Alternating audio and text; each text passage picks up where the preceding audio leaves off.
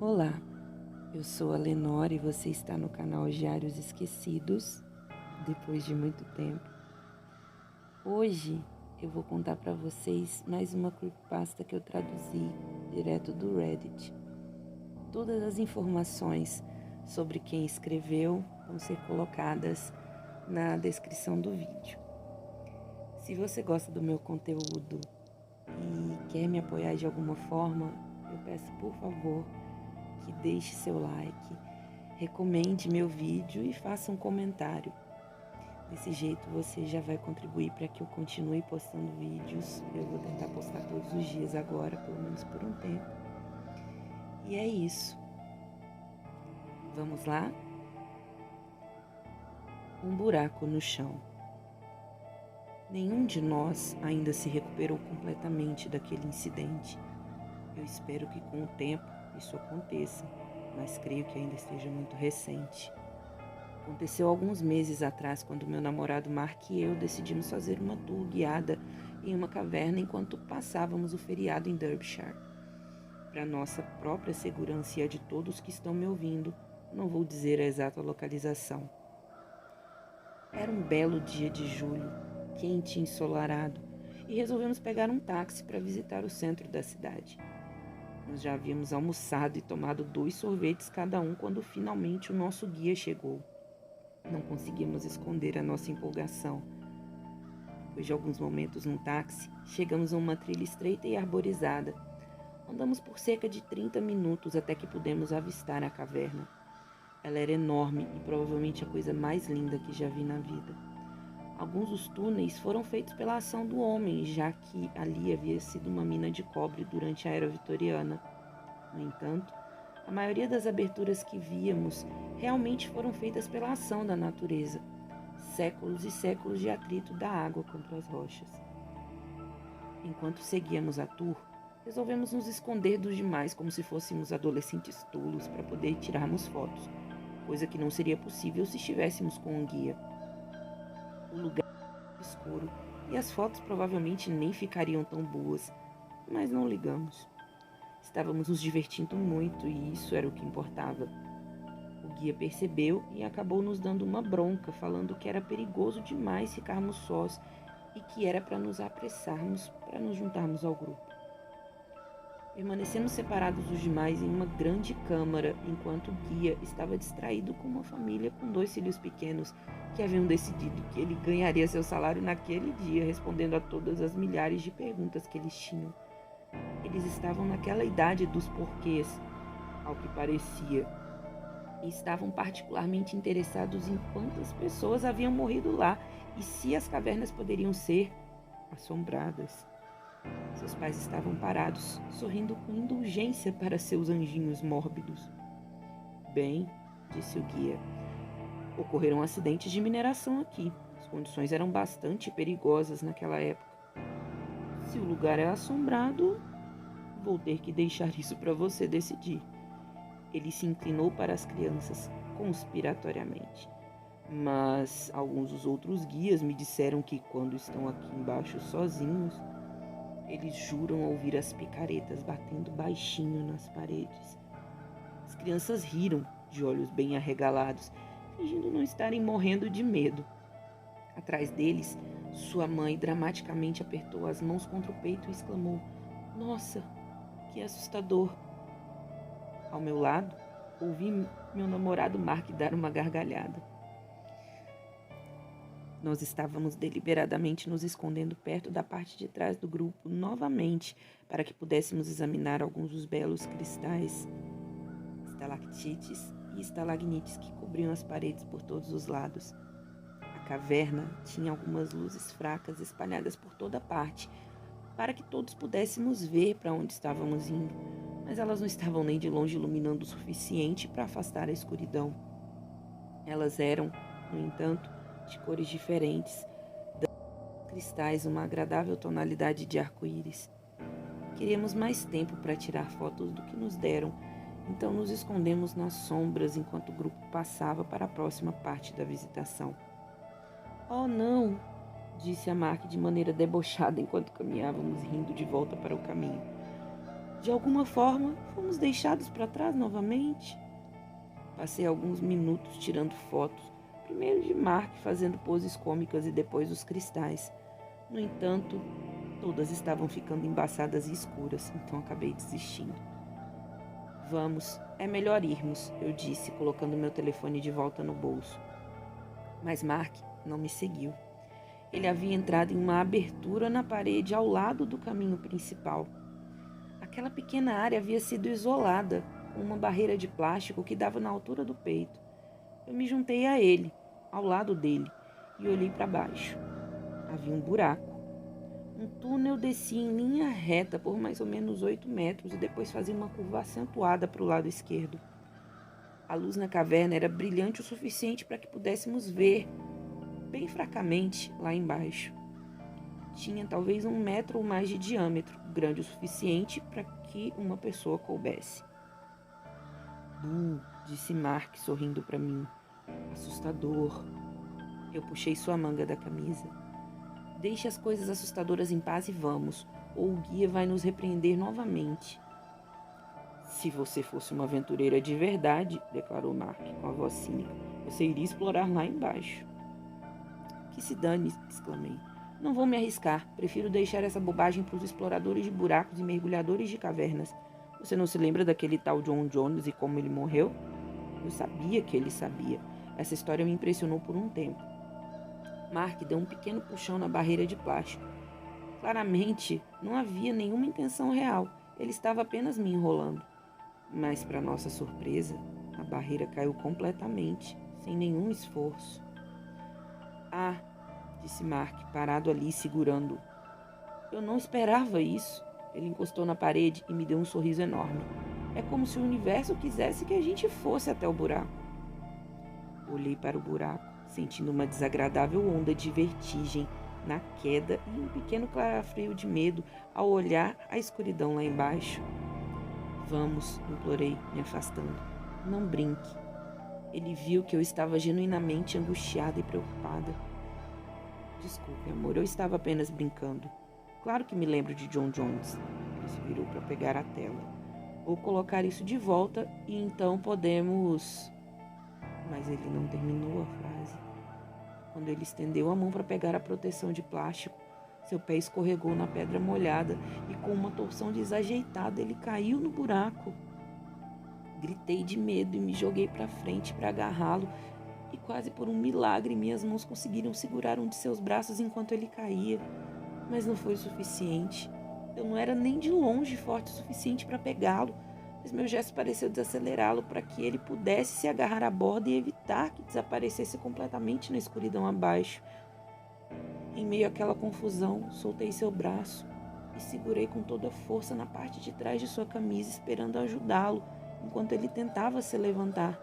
Mas eu não conseguia segurar com força o bastante. Se ele pudesse chegar um pouco mais abaixo e agarrar seu cinto, talvez conseguisse. Mas, ajoelhando-me ao lado do buraco como estava, senti-me um pouco inútil e tive medo de cair também. Antes que eu pudesse começar sequer a pedir ajuda, algo no fundo do buraco chamou minha atenção. Além de Mark, exatamente onde o túnel se curvava à esquerda na escuridão, havia um pequeno brilho de luz. Eu olhei para ele em total descrença. O que eu estava vendo? Meu cérebro tentou me dizer que era apenas uma das luzes refletidas em um cristal, mas eu sabia que não era isso. Meus olhos não podiam mentir. E à medida que eles se ajustavam à escuridão, pude finalmente distinguir para o que estava olhando. Era um olho. Lá embaixo, no buraco onde o túnel desaparecia de vista, um rosto me espiava. Apenas metade da face era visível. O resto estava escondido atrás de uma pedra, mas eu podia ver. Eram pupilas muito pequenas. Um buraco enorme no lugar que deveria ser um nariz e um sorriso aberto, mais largo do que parecia possível, cobrindo todo o rosto. Eu pude distinguir grandes dentes chatos e o brilho da saliva escorrendo pelo queixo. Um estremecimento violento me percorreu e o único som que pude ouvir foi o de meu coração batendo em meus ouvidos. Por um momento, fiquei completamente paralisada pelo medo.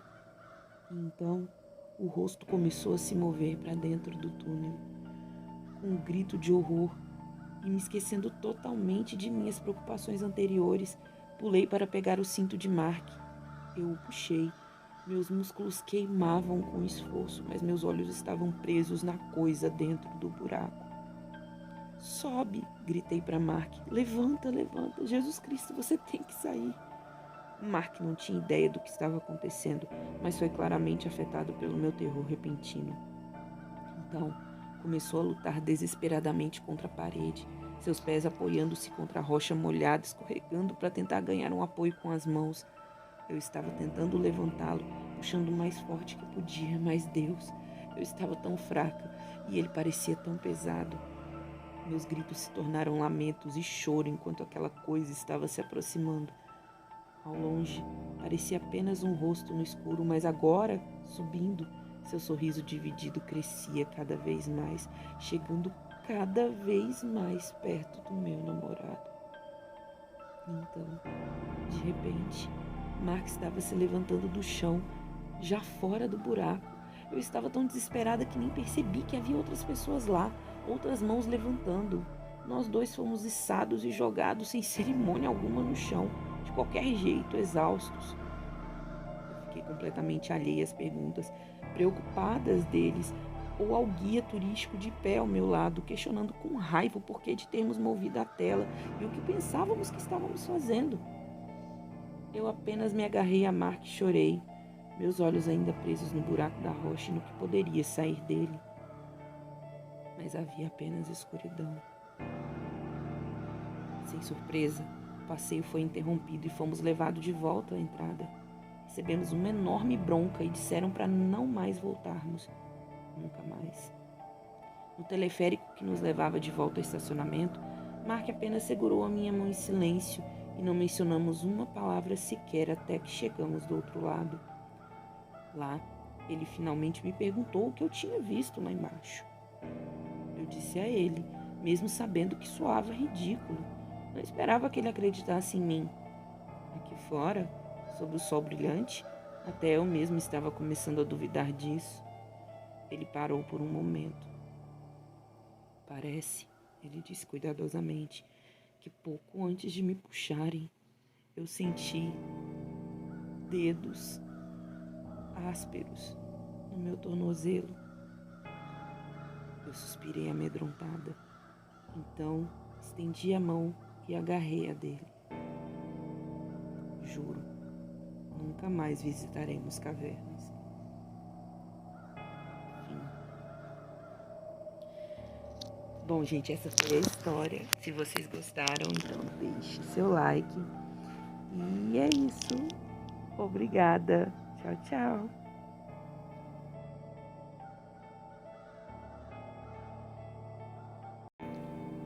Olá, eu sou a Lenora e você está no canal Diários Esquecidos, depois de muito tempo.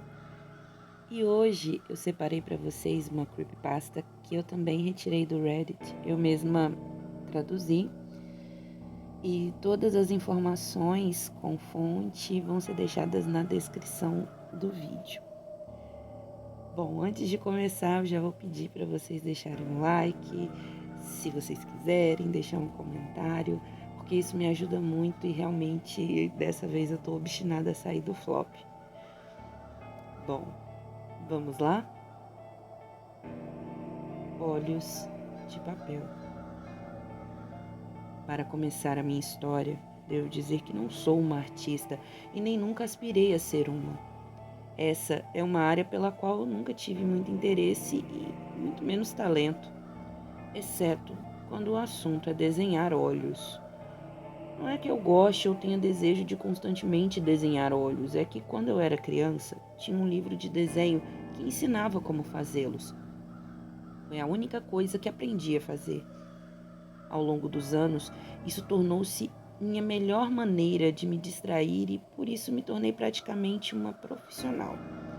Não o suficiente para ser reconhecida por isso, mas o bastante para fazer bonitos e expressivos olhares. Uma tarde eu estava em casa com minha colega de apartamento, Sara, assistindo a um filme na sala. Ela tinha escolhido o que víamos e o título não me chamou muito a atenção. Por isso, enquanto o filme rodava, eu calmamente folheava uma revista que havia sido deixada perto do sofá sem prestar muita atenção e criando coragem para levantar-me e ir para o meu quarto para talvez ler um pouco. Nesse intento, casualmente olhei para Sara e fiquei surpresa ao perceber que ela também não estava assistindo ao filme. Ela estava lendo o livro. Já ia perguntar a ela por que a gente sequer estava ali vendo aquele filme, já que nenhuma das duas prestava atenção, mas foi aí que reconheci o que ela estava lendo. Sara, eu disse, esse é um dos meus livros? Ela levantou seus olhos. Ah, sim, encontrei em seu quarto. Parecia legal, então peguei para ler. Nesse momento, senti uma pontada de raiva crescer em meu estômago. O livro era novinho e eu nem sequer havia começado a ler. Além disso, ele estava no meu quarto, o que significava que ela ainda havia entrado lá sem a minha permissão. Meu ímpeto foi saltar e arrancar o livro de suas mãos, mas estava muito cansada para entrar em mais uma briga com a Sara, que era ótima em se fazer de vítima. Não tinha saco para lidar com isso, então respirei fundo e me fingi de sonsa. Olhei para o lado. Minha mandíbula travou-se com raiva novamente e quando percebi, estava desenhando nos espaços em branco da revista. Como de praxe, minha mão moveu-se pelo papel, riscando as já conhecidas e familiares linhas que formam a estrutura de um olho. Minha mão estava indo quase que automaticamente e o desenho já estava praticamente pronto quando notei algo diferente. A caneta parecia estar movendo-se sozinha. O resultado estava tão bom que aquele certamente era o melhor par de olhos que eu já havia feito. No geral, acrescentei detalhes que nunca havia percebido antes. Jogos de sombra e luz tornaram-no mais realista do que qualquer outro olho que eu criara. Como se eu estivesse em um sonho, minha mão moveu-se para o lado e começou a traçar um segundo olho, gêmeo do primeiro. Eu já havia tentado isso antes, sem obter qualquer sucesso, pois nunca ficavam parecidos. Mas não dessa vez. Eles estavam perfeitamente complementares. E olha, cheios de vida. Fui à mesinha de café e apanhei uma caixa de giz de cera. Eles pertenciam a Sara, que tinha a ridícula mania de usar livros de colorir para adultos. Vendo isso, ela até me pediu para não usá-los, mas depois de tudo, eu não estava nem aí. Num movimento automático, selecionei um tom de azul e comecei a colorir a íris, adicionando a elas cor e vida. E estava feito. Minha cabeça começou a ficar confusa e encarei profundamente os perfeitos olhos azuis que acabara de pintar. E eles olharam de volta para mim. Por um momento, pareciam familiares, mas definitivamente não eram meus. Nos olhos, eles são castanhos. No entanto, não conseguia me desvencilhar daquela sensação de já os terem visto antes. Eu pisquei e me sentei, ereta, sem me dar conta de quanto tempo eu havia passado desenhando. Foi quando percebi que Sara olhava fixamente para mim. Você está usando minha caixa de giz de cera? Ela perguntou, em tom acusativo. Você está lendo meu livro novinho que pegou em meu quarto sem minha permissão? Eu respondi. Ela abriu a boca e começou a se defender. Seus grandes olhos azuis estavam até se enchendo de lágrimas, mas eu não estava afim daquele drama. Então peguei a revista, rasguei a página onde estava o meu desenho e calmamente voltei para o meu quarto. Quando cheguei lá, sentei-me à escrivaninha e pendurei a página ao lado do monitor do meu computador, sorrindo levemente de orgulho de meus traços tão lindos. Eu não sabia que era capaz de produzir algo tão perfeito, e algo em mim dizia que eu jamais seria capaz de reproduzir aqueles olhos. Deitei em minha cama, sem deixar de encarar os olhos nem por um momento. Dormi, olhando profundamente para eles. No outro dia, cheguei atrasada no trabalho porque não conseguia parar de olhar para os olhos azuis. Parte de mim queria levá-los comigo, mas Eu temia que eles se amassassem na minha bolsa, então deixei-os em casa mesmo. Quando eu estava descendo para pegar meu casaco, Sara apareceu no topo das escadas, infantilmente, evitando me olhar, e passou para seu quarto. Subi de novo e rolei os olhos, com vergonha alheia. Quando voltei-os ao normal, pude contemplar o quarto de Sara com a porta entreaberta. Meu livro estava em sua cabeceira. Num rompante, corri, peguei o livro e joguei-o na minha cama. Fechei meu quarto e me certifiquei de trancar a porta. Eu sei que isso pode parecer mesquinho de minha parte, mas era assim que me sentia. Orgulhosa, saí para o meu trabalho. Ela podia até ter pego o meu livro, mas não ia acabar de ler. Foi aí que, no trabalho, eu tive um dia estranho. Não conseguia me focar e facilmente ficava distraída. Não parava de pensar no meu desenho. Cheguei ao ponto de ter desejado tirar uma fotografia só para ficar olhando-os sempre que quisesse. Quando o relógio bateu exatamente 17 horas, corri para casa ansiosa para encontrá-los. Cheguei em casa. Sara me esperava na porta. Você pegou o meu livro? Ela perguntou, já meio emburrada. Fiquei chocada com a audácia e já ia dizer que aquele livro era meu, minha propriedade, e eu só havia pego de volta. Mas em vez disso, apenas respondi: não. Ela me encarou enquanto passei por ela nas escadas. Destranquei meu quarto, joguei minha mochila no chão e olhei diretamente para onde havia deixado os olhos. Meu corpo gelou. Os olhos ainda estavam na mesa, mas haviam sido cortados da página da revista. Perfeitamente cortados, com uma precisão incrível. Quem teria feito aquilo? A porta esteve fechada o dia todo e eu sabia que Sara não tinha a chave do meu quarto. Mas quem mais poderia ter procedido naquele intento? Desci as escadas e encontrei Sara na cozinha. Sara, você esteve no meu quarto hoje? Perguntei. Não. Ela nem olhou para mim. Eu não sabia o que pensar de fato, mas se ela estava mentindo, também não dava para saber. Cogitei perguntar a ela se outra pessoa havia estado na casa, mas já sabia que aquilo era impossível. Voltei depressa para o meu quarto. O mistério dos olhos cortados ficaria sem solução por enquanto. Passei a noite sozinha, sem querer comer ou socializar com Sara. Li um pouco, parando de vez em quando para contemplar e admirar os olhos. Logo, desliguei as luzes e tentei dormir. No meio da noite, acordei com meu coração acelerado, sentei-me na cama no escuro, sem saber ao certo porquê. Eu me sentia tão assustada, tão ameaçada. Olhei em volta do meu quarto, encarando novamente a mesa. A luz da lua entrava sutilmente pela janela e pude ver um espaço vazio, onde antes estavam meus preciosos olhos. Incrédula, alcancei o interruptor e acendi a luz. Quando tudo se iluminou, vi os olhos no criado mudo. Me arrepiei inteira. Será que eu os havia movido da mesa para o criado mudo? Não me lembrava de ter feito isso. Até onde sabia, não era sonâmbula também. Será que havia sido Sara de novo? Seria bem provável que ela entraria sorrateiramente em meu quarto no meio da noite para mover alguns desenhos sobre os quais ela não sabia nada. Em meio a esses pensamentos, encarei os olhos. Enquanto os olhava, uma estranha sensação de calma tomou conta do meu ser.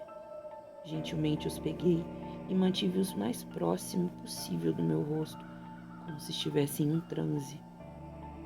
Inacreditavelmente, eles se moveram em minhas mãos, me encarando de volta.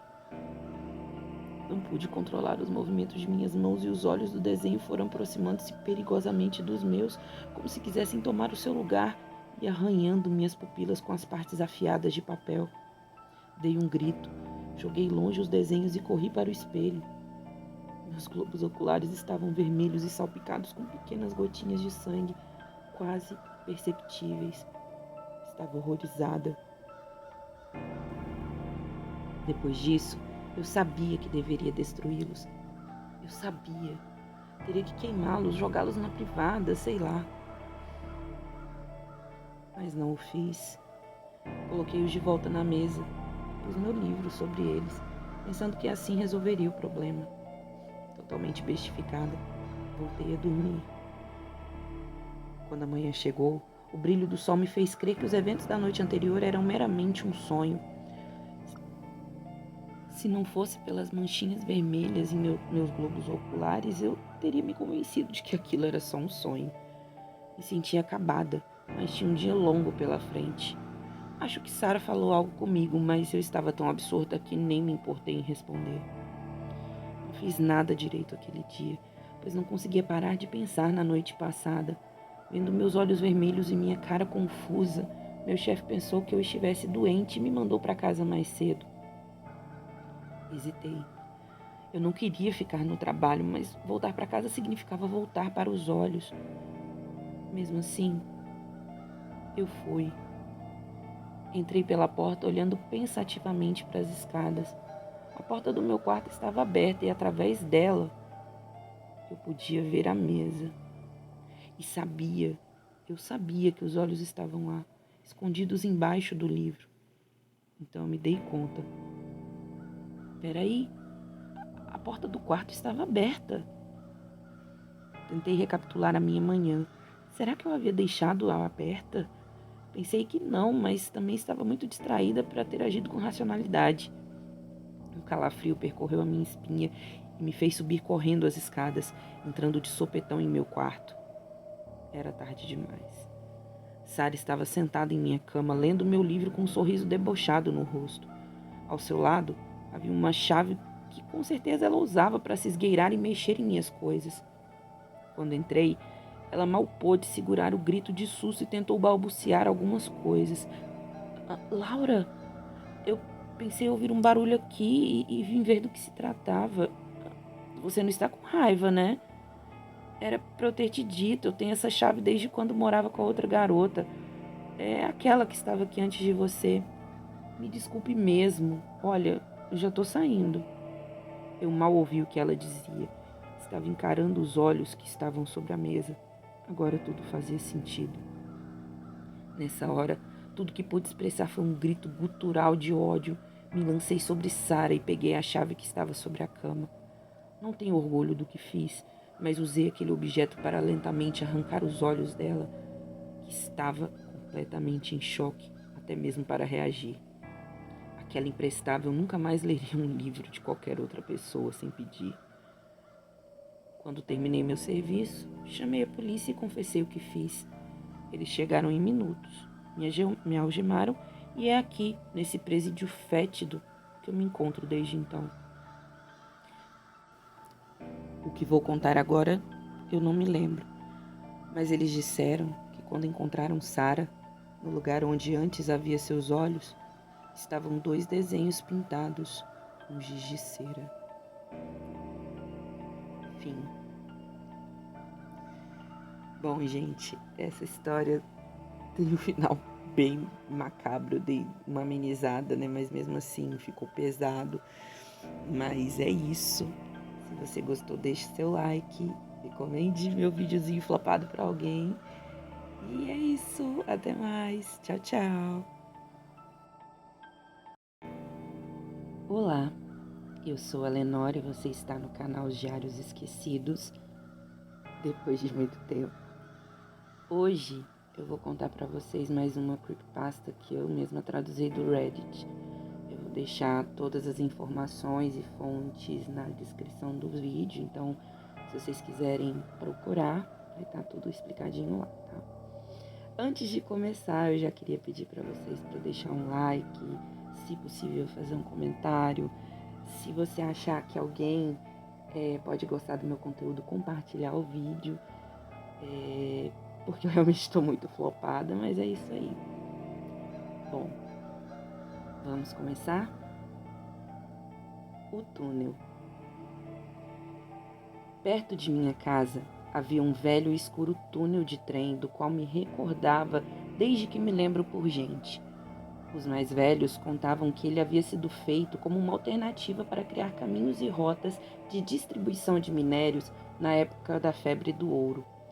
Sua estrutura escavada na rocha pura, e sua aparência tinha um tom vintage que me dava a impressão familiar de infância e nostalgia.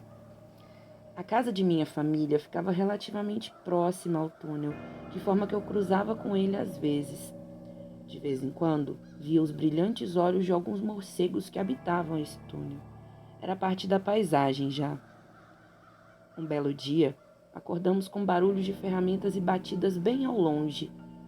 Mesmo sem ter visto, já sabia o que estava acontecendo porque essa era a notícia que estava veiculada já há algum tempo, vinda do conselho do bairro. O túnel seria reformado. Me deu um aperto no coração. A hora havia chegado. Não é que eu me opusesse às obras do túnel, sabe? Eu sabia que a substituição dos velhos trilhos e a reforma do local era bastante necessária. O problema é que disseram que a restauração foi liberada e que não tinha nenhuma vida animal ali dentro. Eu devo confessar que sou fanático por bichos, dos mais bonitinhos e domésticos aos mais horripilantes e temidos. E aqueles morcegos eram de uma espécie ameaçada em extinção. As leis são claras, não se deve perturbar uma espécie ameaçada em seu habitat. Os relatórios diziam que a passagem constante dos trens não permitiria que morcegos vivessem ali, mas o túnel era velho, portanto cheio de rachaduras e buracos em que os morcegos adoram se esconder. Temi pelos bichos, então decidi checar isso por mim mesmo. O túnel está localizado em Staffordshire e sua entrada é tão velha que ainda possuía decorações, um costume antigo que infelizmente se perdeu. Desci o barranco e fiquei um momento admirando.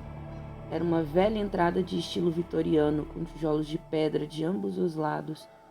Por mais elegante que fosse, ainda era um local ativo e poderia passar um trem a qualquer momento. Assim, fiquei o mais perto possível sem que me pusesse em perigo. Após me certificar de que nenhum trem estava próximo, me aproximei com cuidado do local. Coloquei meu colete refletivo, entrei vagarosamente enquanto ouvia o barulho dos meus pés esmagando os cascalhos e as britas soltas no chão. Peguei minha lanterna na mochila, liguei-a e iluminei o túnel na frente e atrás. Primeiro sobre os tijolos em busca de rachaduras e depois sobre o chão, procurando por excrementos desses bichos. Não encontrei o que buscava. No entanto, pude observar rachaduras relativamente grandes em toda a extensão da parede e no teto do túnel. Aproximei-me o máximo que pude para olhar dentro dessas rachaduras usando a lanterna. Me arrependi de não ter trazido uma menor, que caberia facilmente nesses locais. Mesmo com o meu limitado equipamento, pude ver que as aberturas pareciam intocadas. Não havia qualquer sinal de vida dos morcegos ali. Dei um passo para trás, encarando a parede.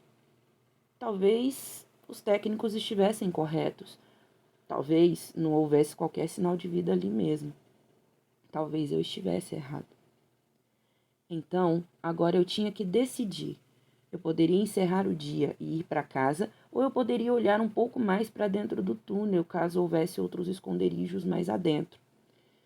Em meio a meus pensamentos, olhei para o restante do túnel e uma lufada de adrenalina me subiu pelo corpo. Eu sei que parece clichê, mas havia uma luz no fim do túnel. Meu coração quase parou, porque meu primeiro pensamento foi de que um trem estava vindo, mas logo me dei conta de que não havia barulho e nem qualquer outro sinal de uma locomotiva.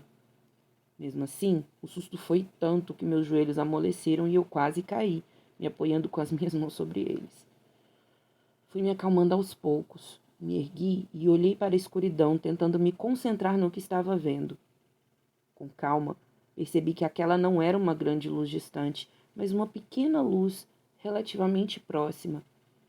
Eu estreitei meus olhos. Parecia que vinha de uma outra lanterna. Agora eu realmente tinha que decidir o que fazer. Eu não deveria estar no túnel e não queria ser pego lá. Por outro lado, era possível que quem estava segurando a lanterna ou lampião também não devesse estar ali.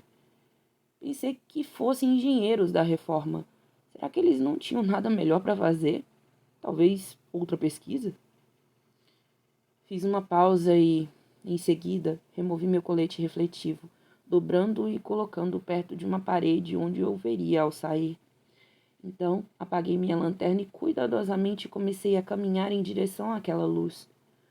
Aquela não poderia ser uma rusga de luz do dia, porque o túnel era curvo, então eu fui matar a minha curiosidade.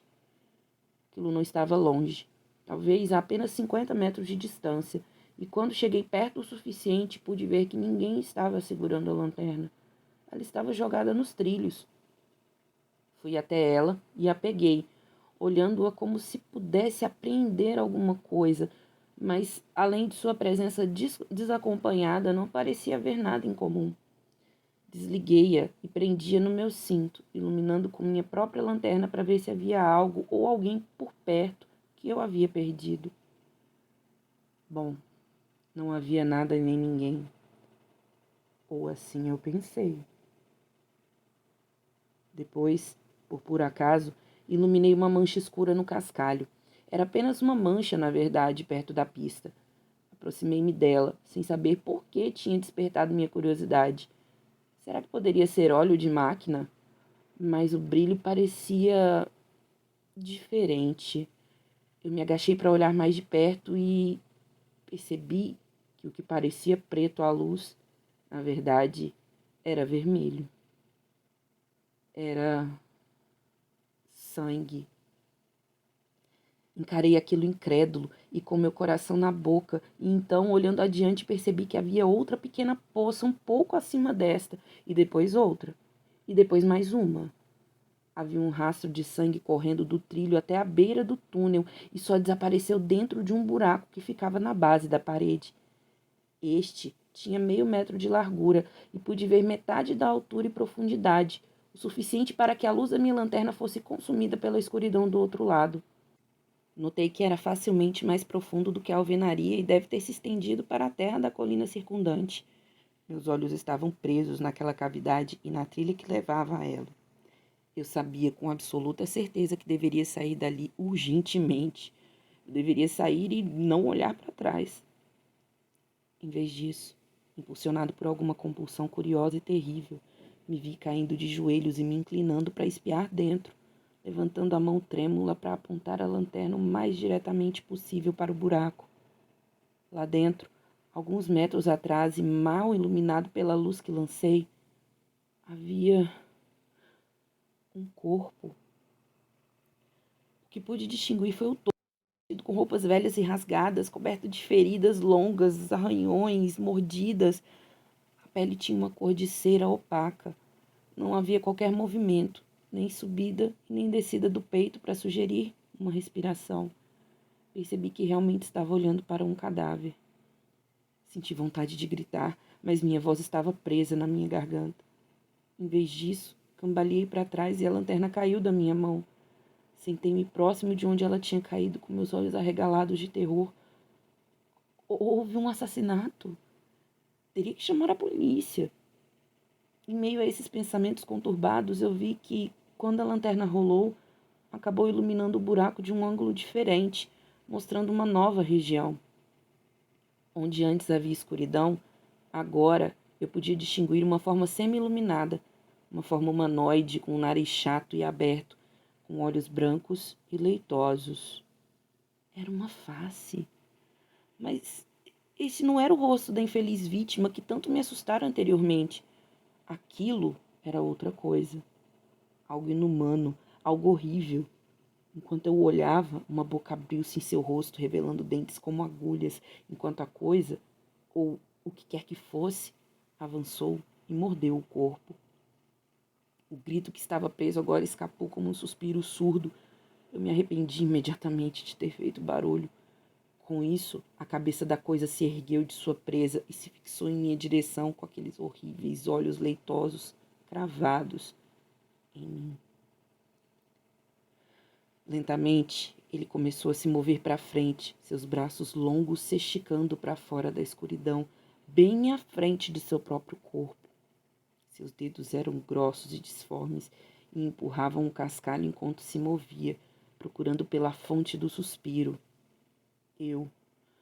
Sua cabeça balançava suavemente para frente e para trás, enquanto se arrastava sobre o cadáver com o qual havia se banqueteado. percebi 2 coisas. 1. A criatura era cega. 2. Eu estava em um perigo terrível. Eu tinha que sair de lá. A coisa estava emergindo do buraco, a luz da lanterna refletia em sua pele pálida, o que tornava ainda mais assustador. À medida que se aproximava, eu podia ouvir sua respiração. Difícil, semelhante a um ronco grotesco. Meu coração estava batendo em minha garganta enquanto eu me levantava. Tentei ficar o mais silencioso possível, na esperança de que a coisa não me ouvisse. Era impossível. O cascalho se deslocou ruidosamente sob meu peso enquanto eu me movia e a criatura reagiu instantaneamente. Ela se lançou para frente com uma velocidade horripilante.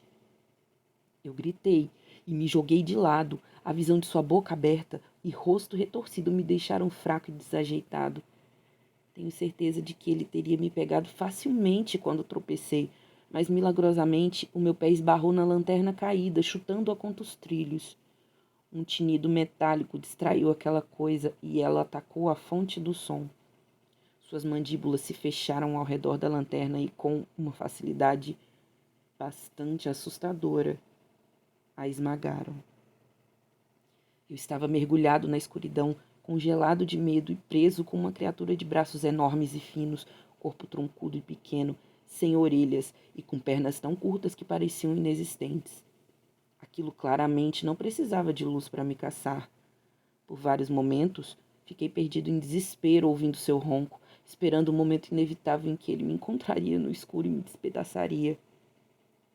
Foi então que me lembrei da outra lanterna.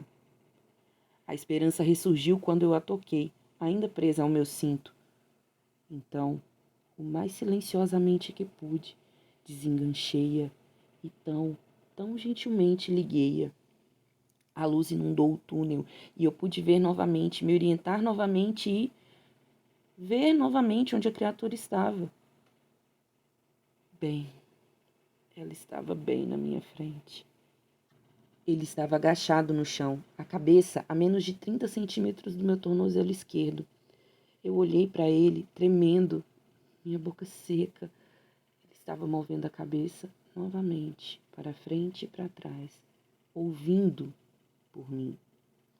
Se ele se movesse um pouquinho mais adiante, ele me encontraria. Lentamente, levantei a lanterna acima da minha cabeça e então, rezando para me mover silenciosamente, joguei-a o mais forte e o mais longe que pude de mim. Enquanto eu observava se afastando a rodopiar, como um peão, o terror me perfurou o peito. Aquela era a minha última chance. Rezei para ter tomado a melhor decisão. Enquanto me perdia de pavor, percebi que o objeto aterrissou ruidosamente no chão a alguma distância à frente e, com um ronco ainda maior, o monstro girou e disparou em direção a ele. Dei meia volta e fugi pelo túnel, esperando que aquilo me tivesse dado uma vantagem suficiente. Havia apenas escuridão à frente e, por um momento terrível, pensei que tinha corrido na direção errada. Mas então, os últimos raios fracos da lanterna, antes que o monstro a esmagasse, iluminaram minha jaqueta refletiva onde eu havia deixado, perto da entrada. Corri mais rápido do que já tinha feito em minha vida, não diminuindo a velocidade até que se irrompeu na noite, do lado de fora do túnel, e subi freneticamente o barranco. Só então olhei para trás. À luz fraca do luar, pude distinguir uma forma pálida se retirando para a escuridão do túnel. Atrás de mim, ouvi um ronco baixo e ofegante. Fim. Foi a história, eu espero que vocês já tenham gostado. E é isso, obrigada, tchau, tchau. Olá, eu sou a Lenore e você está no canal Diários Esquecidos. Hoje eu vou contar para vocês um conto clássico de terror. Ele foi escrito pelo meu autor favorito, que é o Edgar Allan Poe, e eu espero profundamente que vocês gostem. Bom, vamos lá? Berenice. Desgraça é variada. O infortúnio da terra é multiforme. Pelo vasto horizonte, como um arco-íris, suas cores são como as deixes, variadas, distintas e, contudo, intimamente misturadas. estendendo-se pelo vasto horizonte como um arco-íris. Como é que da beleza derivei eu um exemplo de feiura, da aliança da paz uma símile de tristeza? Mas é que, assim como na ética, o mal é uma consequência do bem, igualmente na realidade da alegria nasce a tristeza. Ou a lembrança da felicidade passada é a angústia de hoje, ou as agonias que existem agora têm origem nos êxtases que poderiam ter existido. Meu nome de batismo é Egeu. O de minha família não o mencionarei. E, no entanto, não há torres no país mais vetustas do que as salas cinzentas e melancólicas do solar de meus avós. Nossa estirpe tem sido chamada uma raça de visionários, em muitos pormenores notáveis, no caráter da mansão familiar, nos afrescos do salão principal, nas tapeçarias dos dormitórios, nas cinzeladuras de algumas colunas da sala de armas, porém, mais especialmente na galeria de pinturas antigas, no estilo da biblioteca e, por fim, na natureza muito peculiar dos livros que ela continha, há mais que o suficiente em evidências a garantir minha assertiva. As recordações de meus primeiros anos são intimamente ligadas àquela casa e aos seus volumes, dos quais nada mais gerei. Ali morreu minha mãe. Ali nasci. Mas é ocioso dizer que eu não havia vivido antes, que a alma não tem existência prévia. Vós negais isto? Não discutamos o assunto. Convencido, não procuro convencer.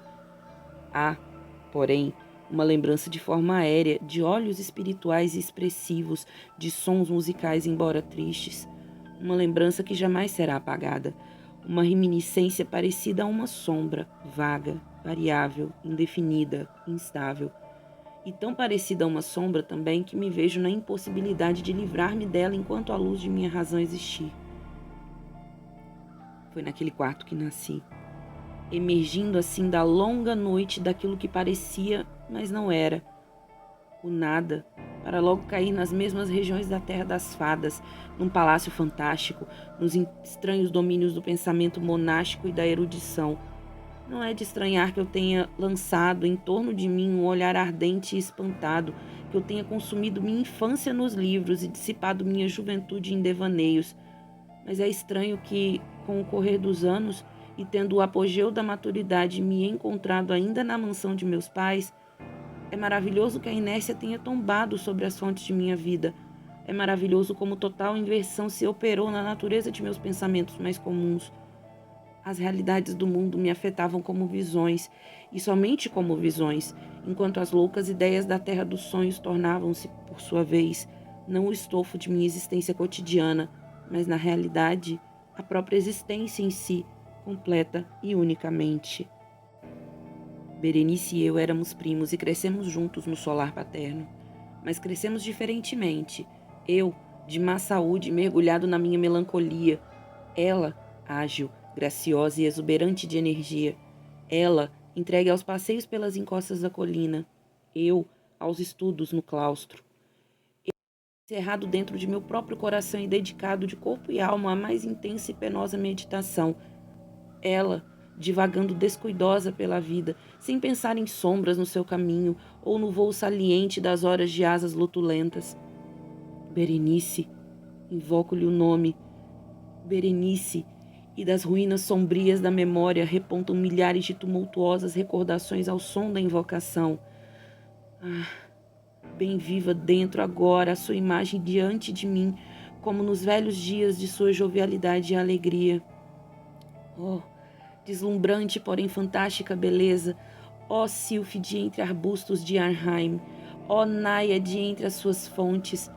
E depois tudo é mistério e horror, uma história que não deveria ser contada, uma doença, uma fatal doença soprou como um símon sobre seu corpo, e precisamente quando a contemplava, o espírito da metamorfose arrojou-se sobre ela, invadindo-lhe a mente, os hábitos e o caráter, e de maneira mais sutil e terrível, perturbando-lhe a própria personalidade. Ah, o destruidor veio e se foi, e a vítima, onde ela estava, não a conhecia, ou não mais conhecia como Berenice. Entre a numerosa série de males acarretados por aquele fatal e primeiro que ocasionou uma revolução de tão horrível espécie no ser moral e físico de minha prima, pode-se mencionar como o mais aflitivo e obstinado em sua natureza, uma espécie de epilepsia que, não raro, terminava em transe cataléptico, transe muito semelhante à morte efetiva e da afetava ela quase sempre de uma maneira assustadoramente subitânea.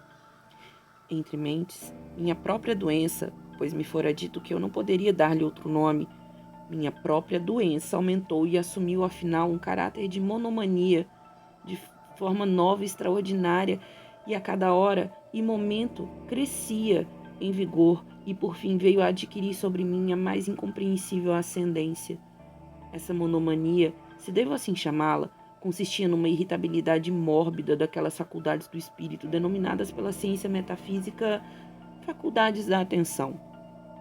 É mais que provável não me entenderem, mas temo deveras que me seja totalmente impossível transmitir à mente do comum dos leitores uma ideia adequada daquela nervosa intensidade de atenção, com que, no meu caso, as faculdades meditativas, para evitar a linguagem técnica, se aplicavam e absorviam na contemplação dos mais vulgares objetos do mundo. De longas horas, com a atenção voltada para alguma frase frívola, à margem de um livro ou no seu aspecto tipográfico, ficar absorto durante a maior parte de um dia de verão na contemplação de uma sombra extravagante projetada obliquamente sobre a tapeçaria ou sobre o soalho, perder uma noite inteira olhando a chama imóvel de uma lâmpada ou as brasas de um fogão, sonhar dias inteiros com o perfume de uma flor, repetir monotonamente alguma palavra comum até que o som, à força da repetição frequente, cessasse de representar o espírito a menor ideia, qualquer que fosse,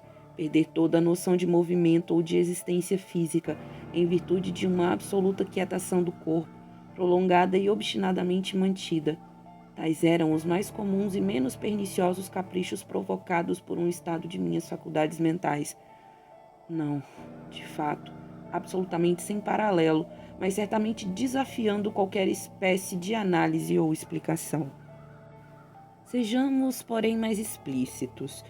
A excessiva, ávida e mórbida atenção assim excitada por objetos em sua própria natureza triviais não deve ser confundida com aquela propensão ruminativa comum a toda a humanidade e mais especialmente do agrado das pessoas de imaginação ardente. Nem era tampouco, como se poderia a princípio supor, um estado extremo ou uma exageração de tal propensão, mas primária e essencialmente distinta e diferente dela.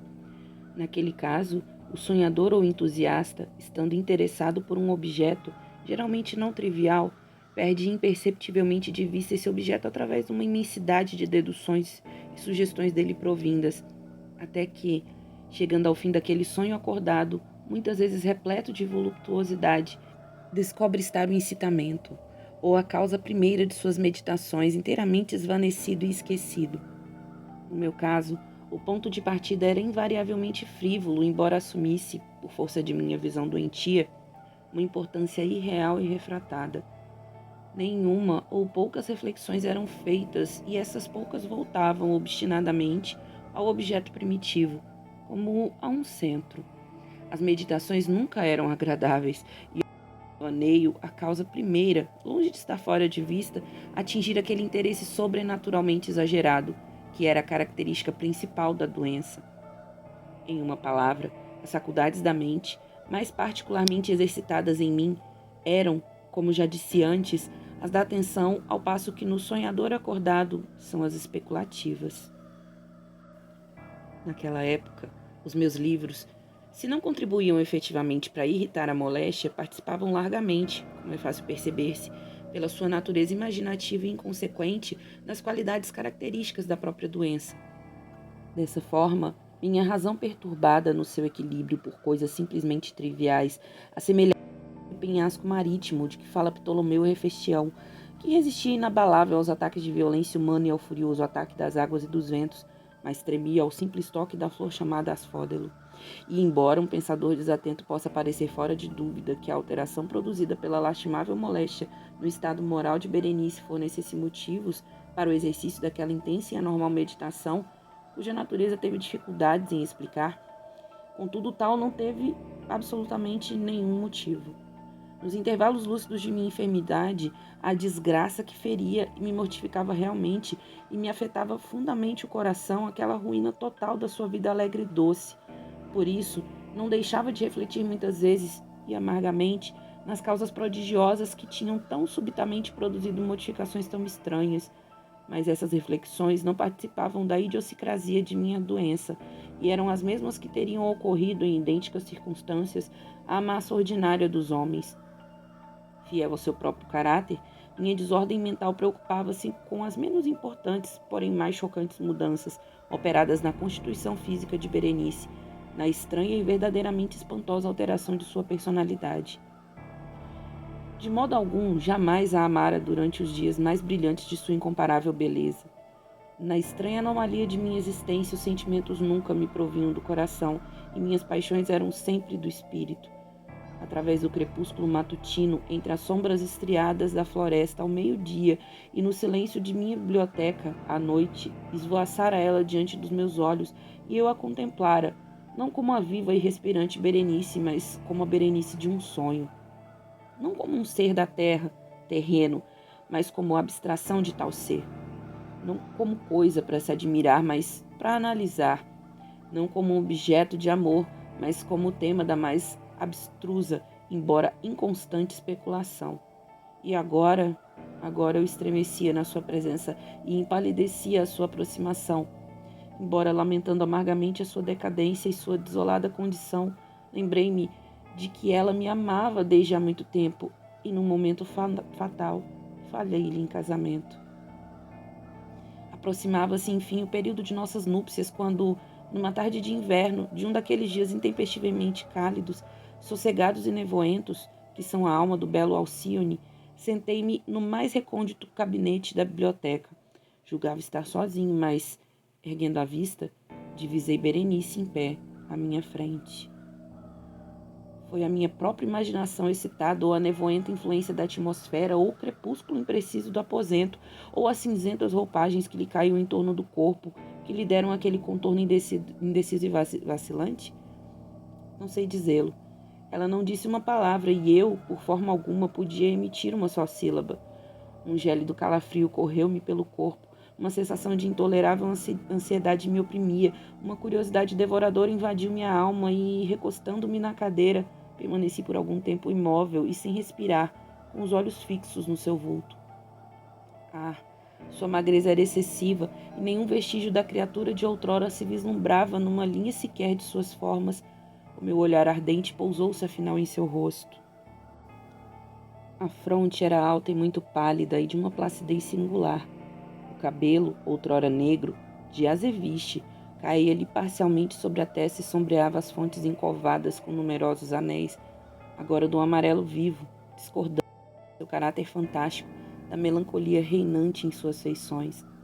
Os olhos sem vida e sem brilho pareciam estar desprovidos de pupilas, e desviei involuntariamente a vista de sua fixidez vítrea para contemplar-lhe os lábios delgados e contraídos.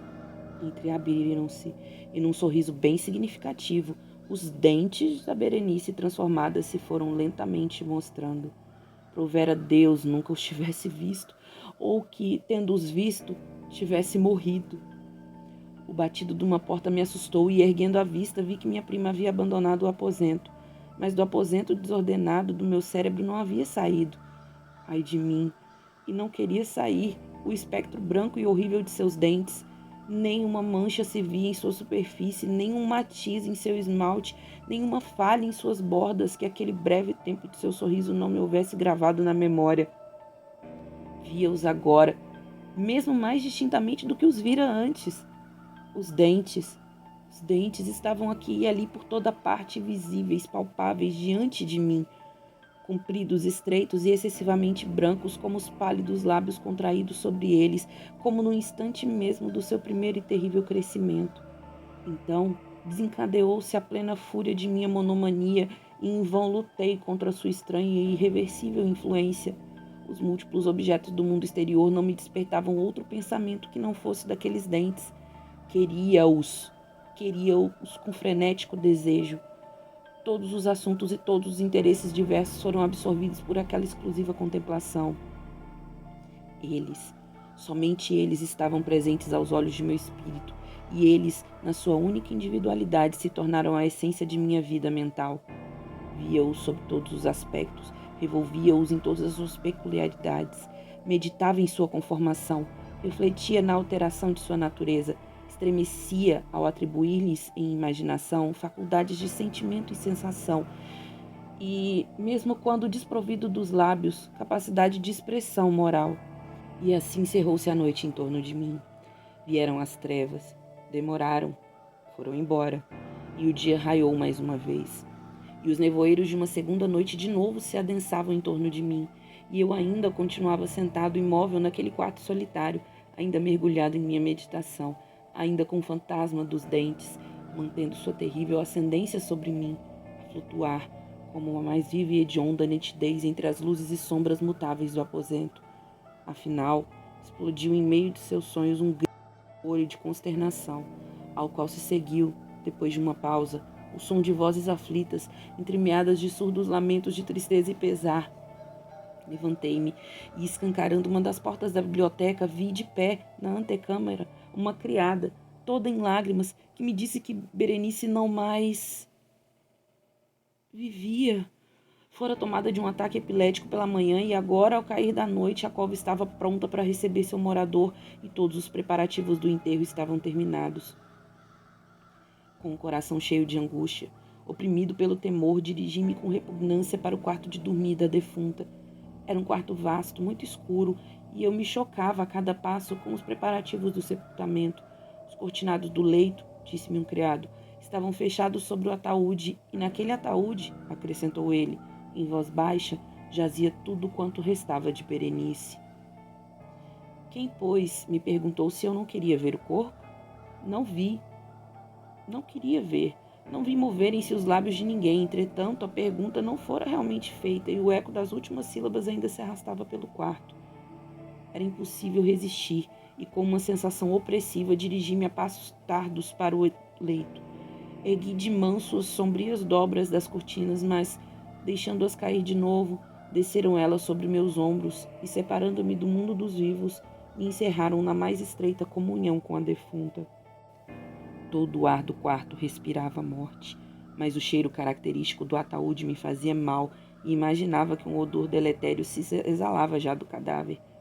Teria dado mundos para escapar, para livrar-me da perniciosa influência mortuária, para respirar, uma vez ainda, o ar puro dos céus eternos, mas faleciam-me as forças para mover-me, meus joelhos tremiam e me sentia como que enraizado no solo, contemplando fixamente o rígido cadáver, estendido ao comprido, no caixão aberto. Deus do céu, seria possível? Ter-se-ia meu cérebro transviado, ou o dedo da defunta se mexera no saudário que a envolvia? Temendo o inexpressível terror, segui lentamente os olhos para ver o rosto do cadáver. Haviam-lhe amarrado o queixo com um lenço, o qual, como, se desatara. Os lábios lívidos se torciam numa espécie de sorriso, e por entre sua moldura melancólica, os dentes de Berenice, brancos, luzentes, terríveis, me fixavam ainda como uma realidade demasiado vívida. Afastei-me convulsivamente do leito e, sem pronunciar uma palavra, como um louco, corri para fora daquele quarto de mistério, de horror e de morte. Achei-me de novo sentado na biblioteca e de novo ali estava só. Parecia-me que, havia pouco, despertara de um sonho confuso e agitado. Sabia que era então meia-noite e bem ciente estava de que, desde o pôr do sol, Berenice tinha sido enterrada. Mas do que ocorrera durante esse tétrico intervalo, eu não tinha qualquer percepção positiva, ou pelo menos definida. Sua recordação, porém, estava repleta de horror, horror terrível porque impreciso, terror mais terrível porque ambíguo. Era uma página espantosa do registro de minha existência, toda escrita com sombras, medonhas e inteligíveis recordações. Tentava decifrá-la, mas em vão, e de vez em quando, como o espírito de um som evadido, parecia-me definir nos ouvidos o grito agudo e lancinante de uma voz de mulher. Eu fizera alguma coisa? O que era? Interrogava-me em voz alta e os ecos do aposento me respondiam. O que era? Sobre a mesa ao meu lado ardia uma lâmpada e perto dela estava uma caixinha.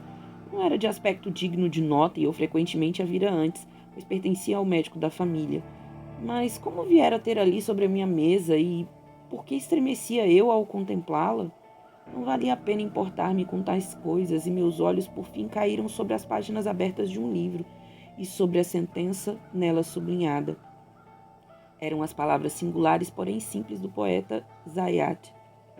Por que então, ao lê-las, os cabelos de minha cabeça se eriçaram até a ponta e o sangue de meu corpo se congelou nas veias?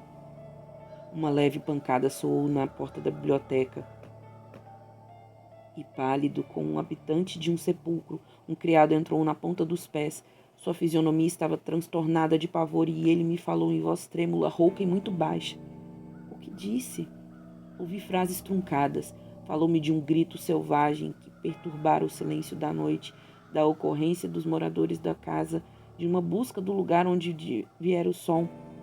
E depois sua voz se tornou penetrantemente distinta ao murmurar a respeito de um túmulo violado, de um corpo desfigurado, desamortalhado, mas ainda respirante, ainda palpitante, ainda vivo. Apontou para minhas roupas, estavam sujas de barro e de coágulos de sangue. Eu nada falava e ele pegou-me levemente na mão. Havia gravadas nelas sinais de unhas humanas. Chamou-me a atenção para certo objeto encostado na parede que contemplei por alguns minutos. Era uma pá. Com um grito, saltei para a mesa e agarrei a caixa que sobre ela jazia, mas já não pude arrombá-la. E no seu temor, ela se deslizou de minhas mãos e caiu com força, quebrando-se em pedaços. E dela, com um som tintinante, rolaram vários instrumentos de cirurgia dentária, de mistura com 32 coisas brancas, pequenas como que de marfim, que se espalharam por todo o assoalho. Fim. Bom, esse conto ele está escrito, né, em uma linguagem mais... uma linguagem do século XIX, né, pessoal? Uma linguagem antiga. E eu vou explicar mais ou menos para quem não entendeu e se quiser ouvir a explicação e depois ouvir o conto de novo, né?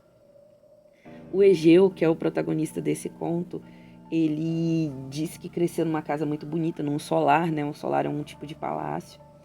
E que ele, desde criança, ficava perdido, fixado em algumas coisas, né? Ele chama essa doença dele de monomania. Então ele olhava um objeto e ele era capaz de ficar fixado naquele objeto por horas, né? Sem parar. E desde criança, ele era uma criança taciturna, uma criança sozinha, uma criança, né, até mal de saúde, ao contrário da prima dele, Berenice, que era muito linda, muito saudável, né, muito divertida, enfim. E eles cresceram dessa forma, só que quando eles crescem, a Berenice vai ficar doente e ele vai assumir o aspecto saudável. E a doença dele foi só se agravando com o tempo, né? Ele realmente ficava dias inteiros ou semanas até fixado em objetos, enfim. Até que um dia a Berenice doente sorriu para ele, né? Na porta ali do escritório, e ele viu os dentes dela muito brancos, contrastando com a aparência dela, que era de doente, né? E a doença da Berenice, ela era interessante porque era uma doença que fazia a pessoa parecer morta, que é a catalepsia. Então, depois daquele dia, ele ficou fixado, né, nos dentes da Berenice. E quando eles pensam que a Berenice morreu, na verdade ela não estava morta, eles vão enterrá-la. Por causa da doença dela, ela parecia morta, né? E o Egeu não consegue tirar os dentes dela da cabeça.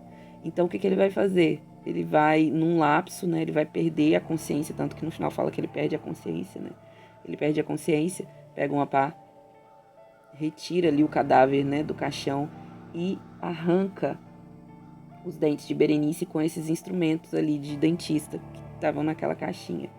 Só que, na verdade, Berenice não estava viva e todo mundo da casa acordou com os gritos da Berenice, enquanto ele retirava cada um dos 32 dentes dela, né, 32, com ela ainda viva. Né? Então, o criado vai atrás dele e o encontra dessa forma. Então, esse conto é uma confissão. Bom, eu espero que eu não tenha falado demais, espero que vocês tenham gostado. Se vocês quiserem mais explicações, né, dessa forma, falando sobre contos clássicos, eu posso explicar para vocês também. E é isso. Obrigada, deixe seu like e tchau, tchau. Olá, eu sou a Lenore e você está no canal Diários Esquecidos. Hoje eu vou contar para vocês mais uma creepypasta que eu traduzi do Reddit. Todas as informações sobre essa creepy vão estar na descrição do vídeo. Eu espero que vocês gostem e, se puderem me ajudar, por favor, já deixe o seu like, faça um comentário e recomende o vídeo a alguém. Bem, vamos lá? O lugar de baixo. Eu não sei onde mais devo pôr essa informação. A imprensa e os repórteres em geral apenas riem de mim. Todos que conheço disseram que quero trollar com eles. Nos fóruns da internet as pessoas dizem que sou louco. Se posto algo, logo em seguida é apagado e percebo que os posts são deletados por algum usuário anônimo. Portanto, se você ouvir isso, faça-o com a mente aberta e guarde todas as informações antes que elas sumam novamente. Agora vou começar a minha história. Eu estava voltando da escola. Tinha nevado e as estradas estavam todas congeladas. Tão congeladas que um carro deslizou, bateu em um hidrante e houve um acidente. A polícia bloqueou a rua inteira, tentando evitar mais transtornos, e aquela era justamente a rua pela qual eu precisava passar. Vendo toda aquela comoção, resolvi pegar um atalho, o que não seria um grande problema, porque eu poderia passar por um caminho mais longo no parque. Esse parque em questão é bastante arborizado, com trilhas e outras opções de entretenimento. Ele fica próximo a uma grande montanha, muito utilizada por quem gosta de escalar. Porém, estávamos no inverno. Ninguém se aventura no meio da neve por motivos óbvios. Assim, com esses pensamentos, me vi passando sozinho pela trilha principal. Como a cidade era cercada por minas, havia várias cavernas e túneis que corriam por toda a montanha. Muitas dessas cavernas serviam como moradia para pessoas em situação de rua. Grupos de crianças mais destemidas sempre se desafiavam a escrever seus nomes nas paredes carcomidas dos grandes corredores e de suas entradas. Vendo algumas dessas pichações e perdidos em meus pensamentos, fui surpreendido por uma rajada de vento fria, muito, muito forte. Sem que eu soubesse, a minha mochila estava um pouco aberta e o vento soprou alguns dos meus papéis da escola para alguns arbustos nas proximidades. Culpando a minha incompetência, corri para catar os papéis em meio à neve escorregadia. Forcei caminho entre a vegetação e acabei chegando ao pé da montanha, sem encontrar nada. Na esperança de recuperar pelo menos meu dever de matemática, empurrei algumas plantas para o lado e acabei me deparando com uma pequena entrada de caverna. De início, fiquei hesitante em entrar, preocupado que algum mendigo que morasse ali se irritasse com minha presença. Mas logo percebi pela aparência que ninguém havia estado ali por muito tempo. As plantas ao redor da entrada não estavam quebradas ou amassadas e as trepadeiras formavam quase que uma rede que cobria parte da passagem. Esquecendo os papéis, já que com certeza minha professora não acreditaria na minha história de vento do além, decidi explorar a caverna. Como era inverno e os dias eram mais escuros, principalmente na volta para casa, eu tinha uma lanterna na mochila, a qual já havia me livrado de muitos apuros. Pensando nisso, entrei. A primeira coisa que notei foi o cheiro. Não era o que estão pensando. Mais do que o fedor de esgoto e excrementos humanos, senti algo bem mais marcante. Era como uma mistura de enxofre com pólvora. A segunda coisa que notei foi o calor que fazia ali dentro. A umidade quente quase me fez me livrar das diversas peças de roupa que vestia devido ao frio. Me livrei, primeiro, do cachecol e prossegui pelo único caminho possível. E aí foi que notei um poço gigante, bem no meio do caminho.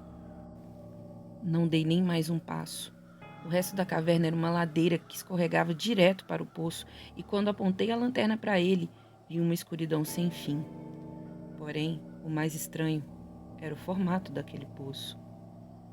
O buraco era um círculo perfeito, e quando olhei ao redor, percebi que a caverna também era lapidada de maneira perfeita, o que deixava claro que aquilo havia sido feito pela ação de alguém.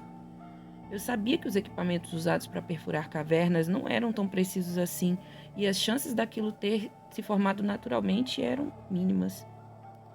Perdido em meus pensamentos e mais distraído do que deveria, Apontei a lanterna outra vez para o poço e ela escorregou de minha mão, caindo nas profundezas daquele abismo. Enquanto ela caía, bateu em uma pedra lá no fundo e se apagou. Sem a luz da lanterna, eu podia perceber pela primeira vez outra fonte de luz. Era uma fraca luz avermelhada, vinha do poço, muito próximo de onde a lanterna havia acabado de cair. Totalmente espantado e hipnotizado e tentando ver melhor, acabei me distraindo. Meu pé escorregou e caí em cheio dentro do poço. Perdi os sentidos imediatamente, de forma que não me lembro sequer da queda. Quando acordei, estava na mais completa escuridão. Minha cabeça pulsava horrivelmente e eu estava todo machucado. Levantando com bastante receio, tateei por toda a área ao meu redor. Percebi que estava em uma sala circular, mas ali, durante minha cega exploração, pude perceber que havia uma entrada com um túnel no lado que parecia dar em outro lugar. Entrei, já que aquela era a única coisa a ser feita. Segui lentamente, pé ante pé, sentindo as paredes com muito cuidado, e foi quando percebi algo muito estranho. As paredes pareciam mais lisas agora. Olhei de volta para o local de onde caí, mas não pude enxergar nenhuma luz vinda de cima. Não tinha certeza do quão fundo caí ou como continuava vivo. Desejando ver nem que fosse um pouquinho da luz de fora, acabei me lembrando da luz vermelha que havia visto lá de cima e percebi que ela estava mais presente. Na minha cabeça, eu só poderia ter imaginado. E ainda desorientado, tentei ordenar as ideias e pensar no que fazer. Do modo que a entrada da caverna estava escondida, ninguém a perceberia e nem sequer tentaria procurar por mim ali. Maldito vento, maldita curiosidade, malditos papéis. Eu me tornaria mais uma lenda urbana da cidade? Bem, enquanto conjecturava, percebi que as paredes eram muito lisas para escalar. Parecia que continuar pelo túnel seria a única maneira de sair. De alguma forma, deduzi que ele poderia me levar para a superfície, e sendo assim, fui. Segui um bom tempo pelo túnel, indo cada vez mais fundo. Depois de incontáveis e longos minutos, notei finalmente algo que não era só escuridão. Voltei a ver aquela luz vermelha. No entanto, assim que a vi, ela começou a se afastar de mim. Em desespero, corri feito um louco e tentei alcançá-la. Qualquer luz seria melhor do que nenhuma luz. Depois de um tempo nessa luta, por fim, cheguei bem perto. Percebi que enfim havia acabado o túnel e agora eu estava parado em uma grande câmara. No centro havia uma pedra enorme, com facilmente mais de 2 metros de altura, e era dela que emanava aquela luz vermelha. Observando melhor o local, agora sob a parca luz vermelha, percebi que a câmara também tinha uma forma estranha. De fato, parecia mais uma cratera forrada com pedras de vários tamanhos e formatos, e olhando melhor para a pedra no centro, percebi que ela possuía uma textura muito diferente daquelas que estavam na parede e no chão. Parecia um meteoro ou o que eu achava que seria um. Mas como um meteoro poderia vir tão fundo? Será que ele havia caído na Terra há vários anos e de alguma forma acabou enterrado? E a pergunta ainda mais intrigante: o que estava criando aquela luz vermelha? Senti um medo repentino da pedra, que quase parecia estar viva e pulsante. A minha maldita curiosidade me levou a querer me aproximar. Foi então que cheguei perto o suficiente para tocá-la, mas recolhi a minha mão imediatamente. A pedra estava extremamente quente. Rodeando-a, percebi um pequeno buraco que levava para o seu interior. Ao espiar por ele, consegui ver um pedaço do que seria o núcleo daquela grande pedra. Eu estava maravilhado observando tudo aquilo, e foi então que algo em mim e perdi a consciência. Acordei no hospital com queimaduras e várias fraturas. A enfermeira disse que me encontraram caído no meio de uns arbustos no parque, bem ao lado de uma caverna desmoronada. Quando contei a minha história, eles disseram que era impossível. A caverna estava bloqueada por milhares de pedras e, como as minhas pernas estavam quebradas, eu não poderia nunca ter andado tanto quanto pensei. Eles acharam que a única explicação plausível foi que alguém me assaltou e me nocauteou antes que eu pudesse sequer reagir. Eles disseram que a minha história era apenas um sonho, uma maneira que meu cérebro achou de lidar com o trauma que eu havia sofrido. Mas sei que não poderia ser, porque tenho memórias que vêm e vão, pedaços sem sentido e fragmentos de sonho que surgiam. Eu sei, eu sei que eu olhei para aquele meteoro, aquela pedra, mas depois de ser golpeado, eu não vi apenas pedras por lá. Eu vi coisas espalhadas e grudadas por todo o seu interior. Eram maiores que eu e estavam dormindo, envoltos no que parecia ser uma crisálida. Em outro flash, vejo o único deles que havia acordado mais cedo, o único que saiu do meteoro, o que cuidava dos demais, o que produzia a luz vermelha que eu tinha visto, o mesmo que me nocauteou dentro daquela caverna. Sim, minhas memórias voltavam fragmentadas, mas voltavam. Aquela coisa me arrastou para fora, aquela coisa tapou a caverna para que não fossem descobertos e me jogou ao relento, muito provavelmente pensando que eu já havia morrido. Amigos, me ouçam. Eu sei o que vi. Eles estão se desenvolvendo pelo subsolo do nosso planeta enquanto pensamos que nossos maiores inimigos somos nós mesmos. Nesse exato momento, enquanto nos preocupamos com frivolidades, centenas de milhares daqueles que vivem embaixo estão só esperando o chamado de seu líder para ascender a superfície e reinar. A essa hora, devem estar por toda parte, abaixo de todos, por todo o mundo, e seus ocupantes podem estar acordando agora mesmo. Fim. Bom, para quem gosta desse tema, né, de ETs, eu espero que vocês tenham gostado. E é isso. Deixe seu like, me ajudem a sair do flop. Obrigada e tchau, tchau.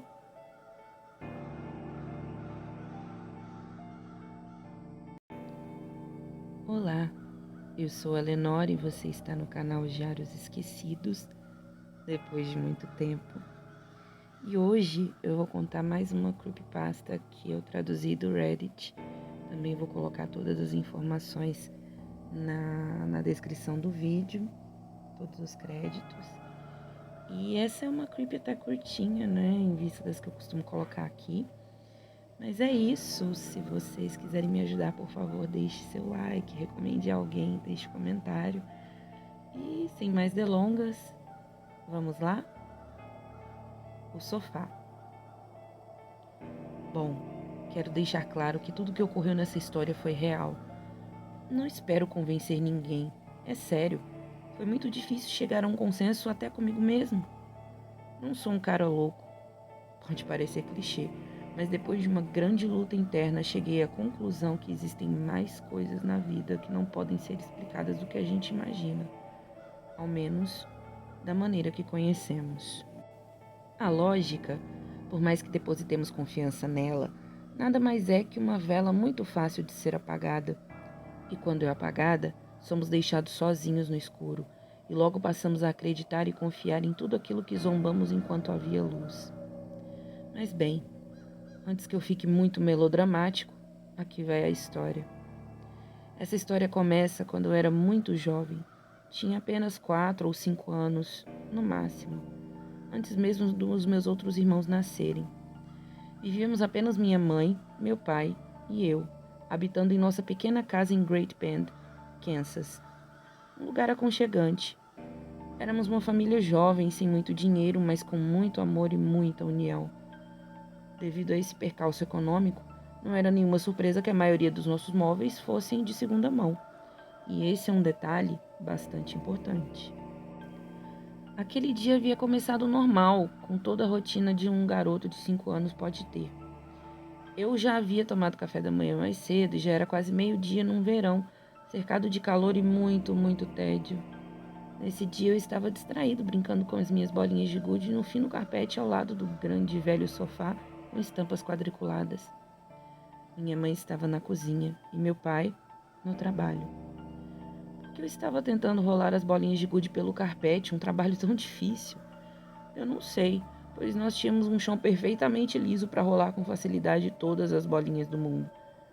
Mas eu, tentando mover as bolinhas para lá e para cá, atingindo umas com as outras. Era árduo, mas eu parecia não me importar. Segui nesse intento por vários minutos até que, em um descuido, Joguei uma com muita força. E aquela era a minha favorita. Ela era limpa, um vermelho rubi, estonteante, grande e lustrosa. Ainda não acreditava que ela fosse perder diretamente no espaço escuro embaixo do sofá. Que azar! Droga! O papai não estava em casa e ele era o único forte o suficiente para levantar aquele sofá velho. Eu teria que resgatar meu brinquedo sozinho. Estiquei o braço para baixo do sofá, hesitante no início, e então indo mais e mais fundo. Sem encontrar a bola, puxei o braço de volta, totalmente desapontado. Fiquei parado ali, pensando numa solução milagrosa e encarando o sofá até que o inesperado aconteceu. Acreditem, uma mão se estendeu debaixo do sofá para mim. Lembro-me da imagem vividamente e acho que nunca esquecerei. Era uma mão pequena, com dedos finos. A mão de uma mulher. Estava retorcida e enrugada, como se fosse muito velha. Sua cor, qualquer que tivesse sido, não era mais perceptível, já que estava mais escura que a asa de um corvo. Não era negra como na África, mas sim negra como na morte. Claro que naquela época eu não sabia que os corpos enegreciam durante a decomposição, então eu não sabia por que ela estava assim. Mas pensando bem, a cor não importava. Havia uma maldita mão estendida para mim. Enquanto eu estava ali, atônito, e me recuperava do susto, a mão se esticou para mim o máximo que pôde e então retornou rápido para baixo do sofá.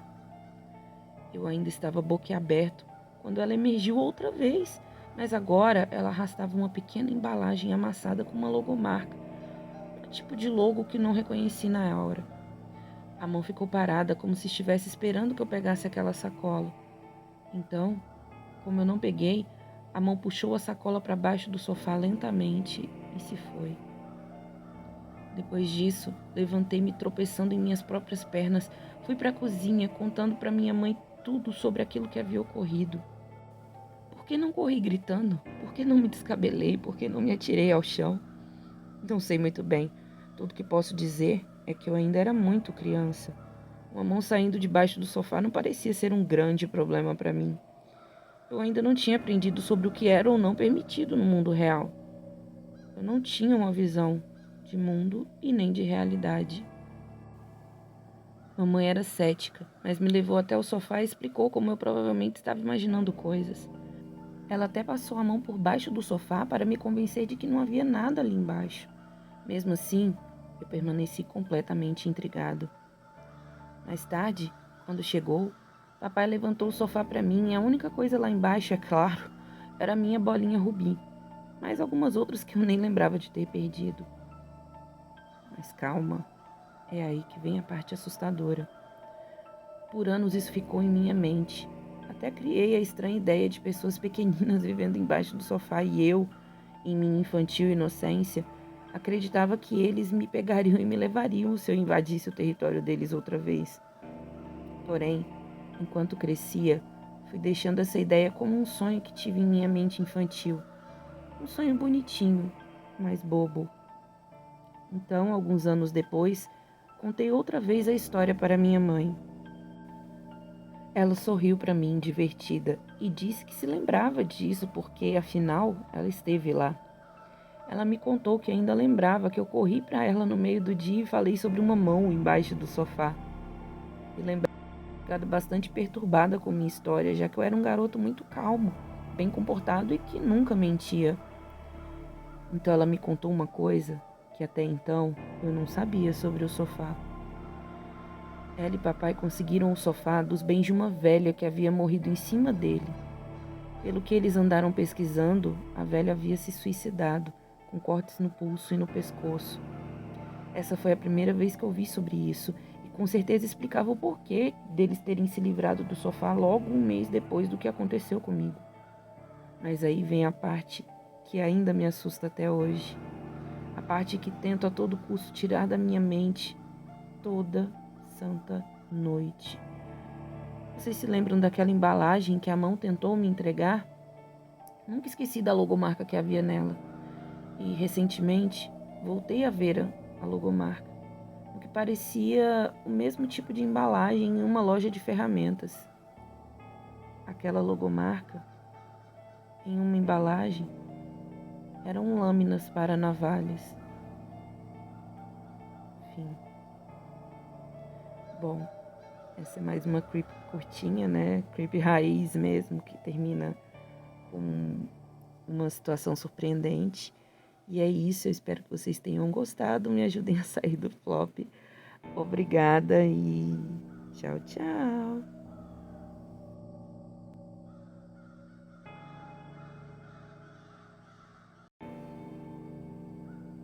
Olá, eu sou a Lenora e você está no canal Diários Esquecidos.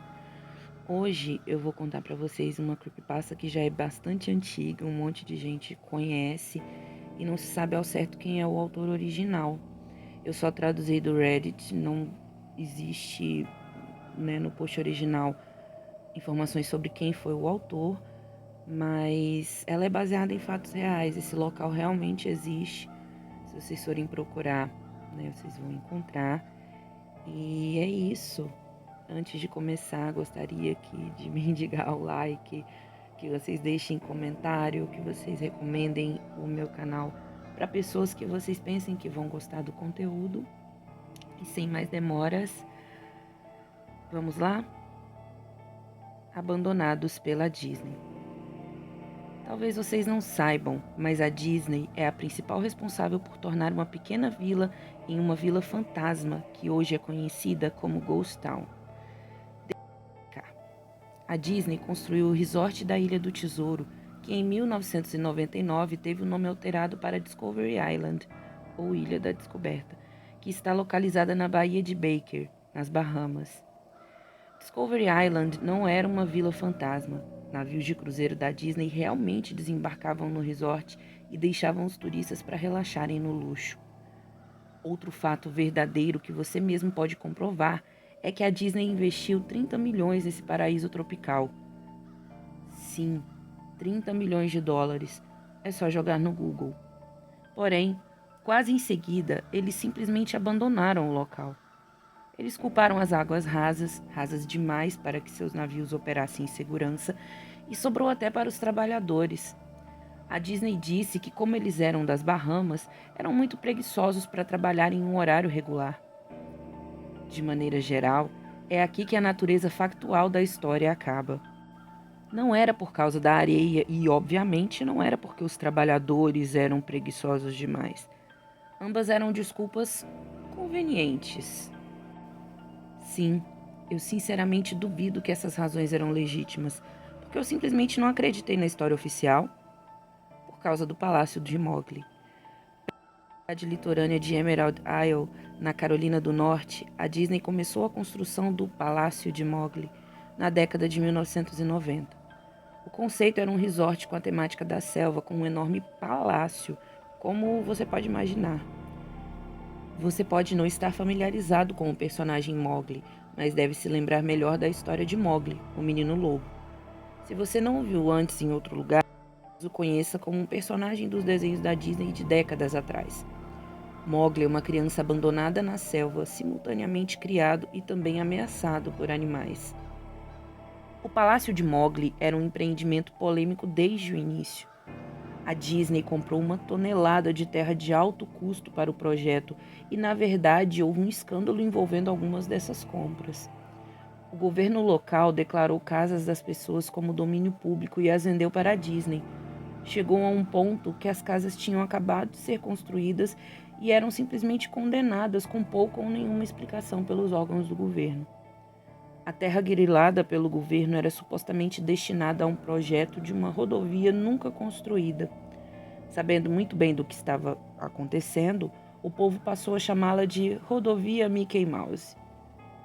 Logo, se era algo com a qualidade dessa marca, deveria ter o conceito de arte. Um amontoado de camisetas da Disney foram feitas para reunião com os moradores da cidade.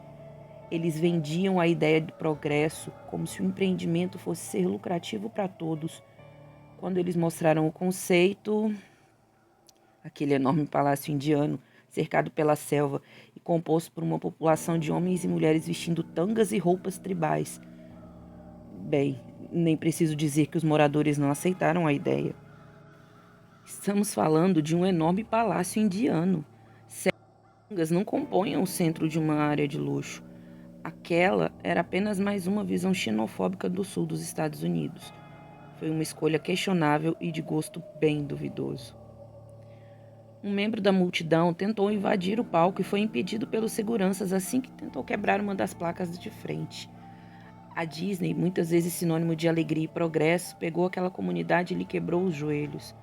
As casas foram arrasadas, o terreno foi limpo e não havia nada que qualquer um pudesse fazer sobre isso.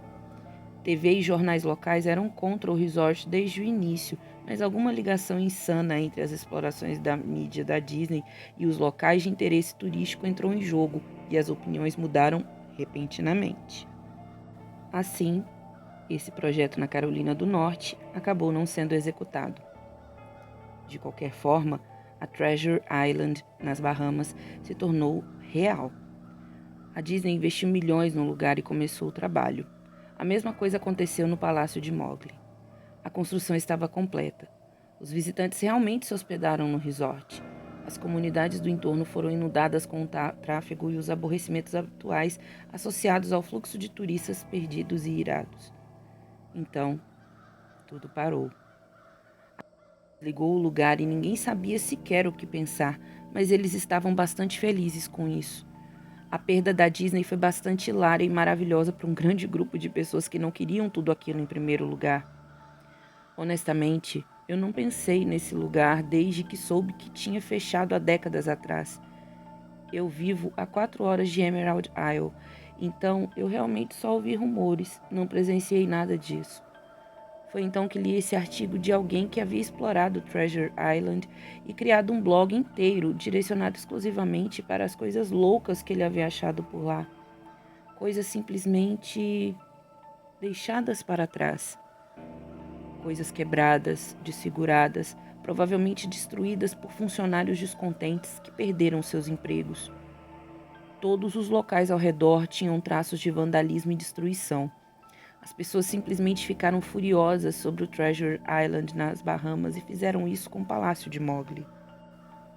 Além disso, ouviam-se rumores de que a Disney havia lançado nas águas locais várias espécimes que compunham seus enormes aquários, incluindo tubarões. Podem imaginar o que isso causou à fauna local? Quem não gostaria de ter algumas oscilações em merchandising após isso? Bem, o que eu estou querendo dizer é que esse blog sobre a Treasure Island me fez pensar. Mesmo muitos anos tendo se passado desde que o resort fechou, eu pensei que o Palácio de Mowgli seria um lugar legal para exploração urbana. Bater algumas fotos, escrever sobre a minha experiência e provavelmente ver se eu encontrava alguma coisa para levar de recordação. A ideia tomou conta de meu ser. Eu não vou dizer que não demorei realmente a ir para lá, porque honestamente demorei um ano inteiro desde que descobri o artigo sobre Emerald Isle. Durante esse ano, fiz uma imensa pesquisa sobre o palácio do resort, ou pelo menos tentei. Naturalmente, nenhum site oficial da Disney ou fonte fazia qualquer menção sequer sobre o lugar. Ainda mais estranho, no entanto, era que ninguém antes de mim havia pensado em blogar ou até mesmo postar uma foto sobre o lugar. Nenhuma TV local ou site de notícia tinham sequer uma palavra sobre o assunto, o que era de se esperar, uma vez que todos haviam se manifestado da maneira que a Disney queria. Eles não sairiam por aí falando sobre os próprios erros, não é mesmo? Recentemente, eu descobri que empresas podem realmente pedir ao Google, por exemplo, para remover links dos resultados de busca. Basicamente, qualquer coisa. Olhando para trás, provavelmente não era que ninguém nunca tinha falado sobre o resort de Mowgli, mas sim que suas palavras estavam apenas inacessíveis. Então, no final das contas, eu mal conseguia encontrar o lugar. Tudo que eu tinha era um mapa velho que eu recebi pelo correio nos anos 90. Era um item promocional enviado a pessoas que tinham ido recentemente à Disneylândia. E eu acho que já estive lá nos anos 80, quando tudo isso era ainda recente. Eu realmente não pretendia depender muito daquele pedaço de papel. Ele acabou esquecido junto com meus livros e revistas em quadrinhos da minha infância.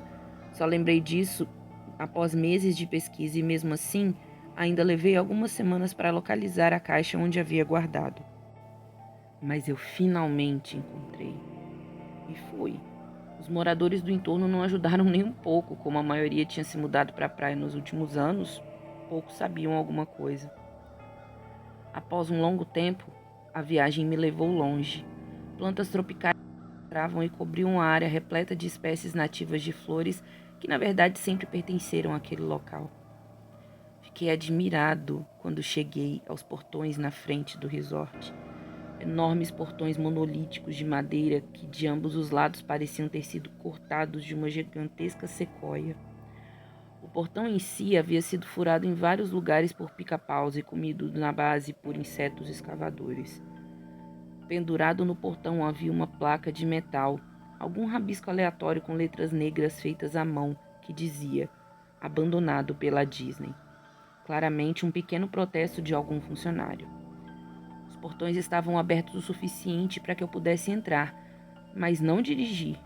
Então eu peguei minha câmera digital e o mapa, cujo outro lado mostrava apenas o projeto do resort, e segui a pé. O terreno interno do local era tão cheio quanto a porta de entrada. Palmeiras permaneciam tortas, apoiadas nas pilhas de seus próprios cocos. Bananeiras também estavam lá em seus resíduos fedorentos. Havia essa espécie de confronto entre a ordem e o caos, graças às plantas cuidadosamente plantadas ali. Tudo o que restara de quaisquer estruturas exteriores foram quebrados. A madeira apodreceu, haviam vários pedaços de um material queimado que não pude identificar. O que parecia ser um balcão de informações ou um bar ao ar livre, agora era apenas uma pilha de destroços desgastado pelo tempo. A coisa mais interessante do lugar era uma estátua de Baloo, o urso de Mowgli, o menino lobo, que ficava em uma espécie de pátio de frente com o edifício principal. Ele estava intacto em uma pose animada, dançando, olhando para o nada com um sorriso cheio de dentes e cocô de pássaros cobrindo todo o seu pelo e raízes ao redor da plataforma onde ele estava. Me aproximei do edifício principal, o palácio, apenas para encontrar o exterior do prédio coberto por pichações onde a pintura ainda não havia descascado. As portas da frente não estavam apenas abertas, suas dobradiças foram quebradas e elas haviam sido roubadas. Acima das portas de entrada, ou a abertura onde um dia houvera portas, mais uma vez, alguém havia escrito: "Abandonado pela Disney". Eu gostaria de poder contar todas as coisas incríveis que vi dentro do palácio, se elas existissem. Estátuas esquecidas, caixas registradoras abandonadas, uma sociedade secreta de mendigos, mas não. O interior do prédio era tão sem graça. Acho que, na verdade, alguém havia roubado a moldura das paredes. Tudo que era grande demais para ser roubado, como balcões, mesas, árvores gigantes de plástico, descansava em meio a essa câmara vazia que ecoava lentamente cada passo rápido que eu dava, como uma metralhadora. Eu verifiquei então a planta do lugar e me dirigi aos locais que pareciam de alguma forma mais interessantes. A cozinha era como você pode imaginar, uma área de preparação de alimentos industriais com todos os aparelhos e espaços e nenhuma despesa poupada. Cada superfície de vidro fora quebrada, cada porta havia sido roubada, cada superfície metálica havia sido chutada e amassada. O local inteiro cheirava muito a mijo velho. O enorme freezer que via ali nem mesmo esfriava um pouco sequer. Agora tinha filas e filas de espaço vazio nas prateleiras, ganchos pendurados no teto, provavelmente para pendurar os pedaços de carne, e enquanto eu estava lá dentro, por um momento, percebi que eles estavam balançando. Cada gancho balançava em uma direção aleatória, mas seus movimentos eram tão lentos e pequenos que era quase impossível de se ver. Achei que aquilo tinha sido causado por meus passos, então eu os fiz parar de balançar segurando-os com uma mão, e em seguida soltei-os cuidadosamente, mas em poucos segundos eles começaram a balançar novamente. Os banheiros estavam em grande parte no mesmo estado que o resto do lugar. Assim como em Treasure Island, alguém havia metodicamente quebrado cada vaso sanitário de porcelana repletos de fezes. Havia cerca de meia polegada de sujeira, fedendo a água estagnada no chão. Então eu não fiquei lá muito tempo. O que era mais estranho é que nos banheiros e as pias, os bidês no banheiro das mulheres, sim, eu fui lá, tudo pingava, vazava ou apenas escorria livremente. Me pareceu que deviam ter fechado a água por muito tempo, mas não fecharam. Havia muitos quartos no palácio, mas naturalmente não tive tempo de olhar todos eles. Os poucos que eu olhei estavam igualmente destruídos, e eu também não esperava encontrar nada lá. Pensei que tivesse alguma televisão ou um rádio em um dos quartos, porque tenho certeza que ouvi uma conversa incompreensível saindo de algum lugar. Chegando às portas da frente do palácio de novo, percebi que não havia encontrado nada de interessante e tinha perdido toda a minha viagem. Porém, quando olhava para fora das portas, notei algo interessante no pátio que eu não havia percebido antes. Algo que provavelmente me daria pelo menos uma coisa para mostrar ao público e que tivesse valido todo aquele esforço, mesmo que fosse apenas uma fotografia. Havia uma estátua real de uma cobra gigante, talvez 2,5 metros de comprimento, enrolada e tomando sol em um pedestal bem no centro do lugar. Era quase hora do sol começar a nascer, o que dava uma iluminação perfeita para uma fotografia. Aproximei-me da cobra e tirei uma foto. Então, eu fiquei na ponta dos pés e tirei outra. Me aproximei novamente para obter uma foto mais detalhada do seu rosto e... Lentamente, a cobra levantou a cabeça, olhou diretamente nos meus olhos, virou-se e deslizou fora do pedestal, passando sobre a grama e desaparecendo entre as árvores. Todos os 2,5 metros da estátua. Sua cabeça enorme desapareceu no meio da floresta antes mesmo de sua cauda deixar o local enquanto o sol aparecia. Aquilo não era uma estátua, era uma cobra verdadeira. A Disney havia soltado todos os seus animais exóticos no terreno. Bem ali no meu mapa era onde ficava a casa dos répteis. Eu deveria ter imaginado. Tinha lido sobre os tubarões da Treasure Island e eu deveria saber que eles haviam feito isso. Fiquei chocado, absolutamente estupefato. Minha boca deve ter ficado escancarada por um bom tempo antes que eu voltasse a mim. Pisquei olhos e me afastei de onde a cobra tinha saído. Voltei para o palácio tremendo, feito vara verde. Apesar de ela não estar mais ali, eu ainda não queria correr nenhum risco e continuei meu caminho para dentro do prédio. Demorou algumas respirações profundas e tapas na minha própria cara para voltar ao normal depois dessa.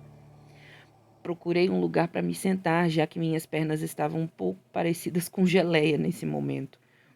É claro que não havia lugar para me sentar, a menos que quisesse repousar sobre cacos de vidro e carpete mofado ou arrastar-me em cima de uma mesa de confiabilidade questionável. Eu já havia visto algumas escadas perto do átrio do palácio e decidi me sentar lá até que eu me sentisse melhor. A escadaria, diferente da frente do edifício, não estava tão suja, exceto por um acúmulo surpreendente de poeira. Puxei uma placa de metal da parede, mais uma vez pintada com a frase "Abandonado pela Disney", com a qual eu já estava acostumado. Coloquei a placa nas escadas e me sentei sobre ela para me manter pelo menos um pouco limpo. A escada levava para baixo, abaixo do nível do solo. Usando o meu flash da câmera como uma espécie de lanterna improvisada, eu podia ver que a escada terminava em uma porta de malha de metal com um cadeado. Havia uma placa na porta, e dessa vez era uma placa de verdade. Dizia: "Somente funcionários. Obrigado." Isso me animou um pouco, por duas razões. Uma delas é que era uma área de funcionários e definitivamente teria algo interessante ali. E a segunda razão era que o cadeado ainda estava no local. Ninguém havia ido lá embaixo, nem os vândalos, nem os saqueadores. Ninguém. Esse era o único lugar que eu poderia realmente explorar e talvez encontrar algo interessante para fotografar ou até mesmo roubar. Eu havia chegado ao palácio concordando comigo mesmo que estava tudo bem pegar qualquer coisa que eu quisesse de lá, porque, afinal, abandonado, certo? Não demorou muito para arrombar a fechadura. Bem, para ser sincero, isso não é verdade. Não demorou muito para prender a placa de metal na parede que o cadeado estava preso. O tempo e a decadência tinham feito a maior parte do trabalho para mim e eu era capaz de dobrar a placa de metal o suficiente para puxar os parafusos para fora da parede, algo que ninguém tinha aparentemente pensado em fazer, ou tivesse sido capaz de fazer no momento. A área dos funcionários foi uma mudança surpreendente e muito bem-vinda do resto do edifício que eu havia visto. Além disso, nada tinha sido roubado ou quebrado, mesmo que a idade e a exposição tivessem definitivamente envelhecido o local. As mesas tinham blocos de anotações, canetas, relógios, até mesmo um relógio de parede completamente cheio de cartões antigos. Haviam cadeiras espalhadas e até uma pequena sala de descanso com uma velha televisão cheia de estática e um enorme balcão repleto de comida e bebidas estragadas. Era como um daqueles filmes pós-apocalípticos, onde tudo é deixado do jeito que estava na hora da evacuação. Enquanto eu caminhava pelos corredores que mais pareciam um labirinto, o local se tornava cada vez mais interessante. Conforme eu ia mais longe, via balcões e mesas derrubadas, papéis espalhados e quase se fundindo com o chão úmido, um grande tapete lentamente apodrecia no chão. Tudo parecia mole. Tudo que era de madeira se desintegrava como um mingau quando tocado, até mesmo com a menor quantidade de força, e itens de vestiário pendurados em ganchos em cada uma das salas simplesmente caíam em fios úmidos se eu tentasse retirá-los. Uma coisa que me incomodou bastante foi que a luz estava se tornando mais escassa e pouco confiável conforme eu ia mais para dentro das úmidas e sufocantes profundezas do local. Eventualmente, cheguei a uma porta listrada, preta e amarela, com as palavras Personagem 1 estampadas nela. A porta não abriu de primeira. Percebi que aquele provavelmente era o local onde as fantasias eram mantidas, e eu definitivamente queria uma fotografia daquela bagunça fedorenta e bizarra. Mas por mais que eu tentasse, qualquer ângulo ou truque que eu tentava, a porta não queria ceder. Isto é, até eu desistir e começar a me afastar. Foi quando houve um ligeiro som de estalo e a porta se abriu lentamente.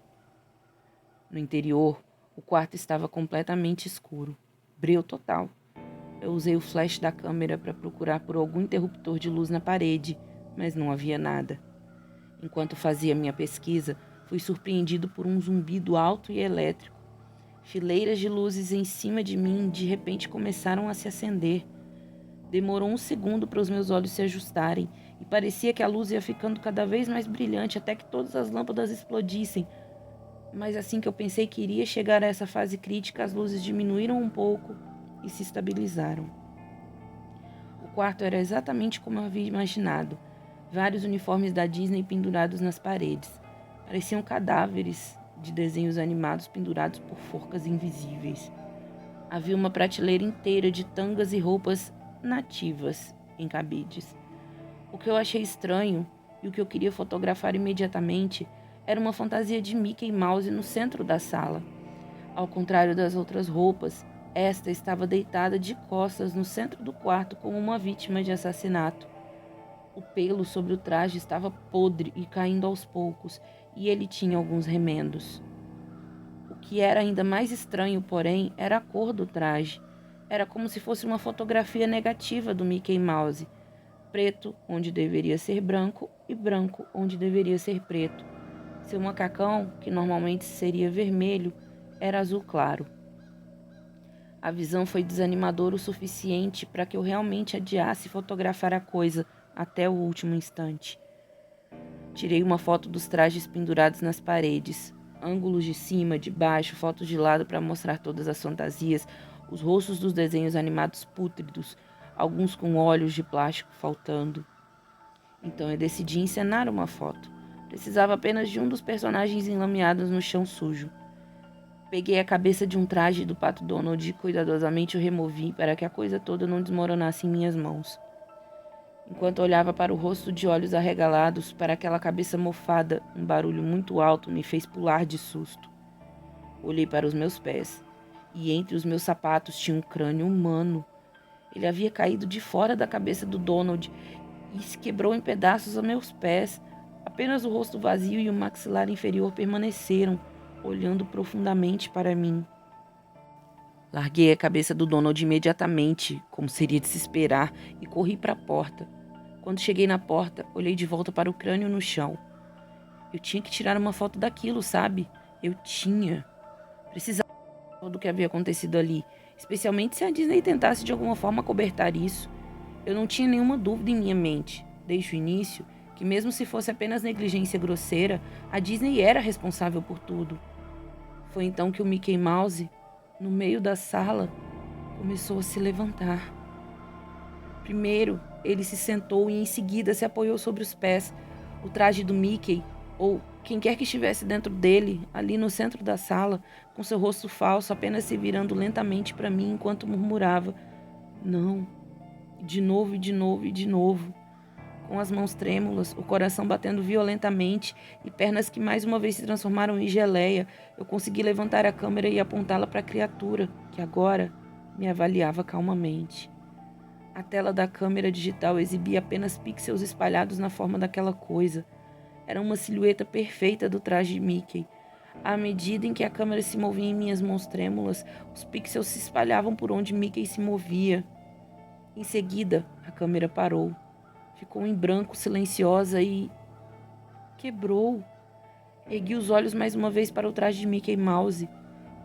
"Hey", ele disse, em um tom abafado, mas perfeitamente executando a voz de rato, pervertidamente. "Quer ver minha cabeça sair?"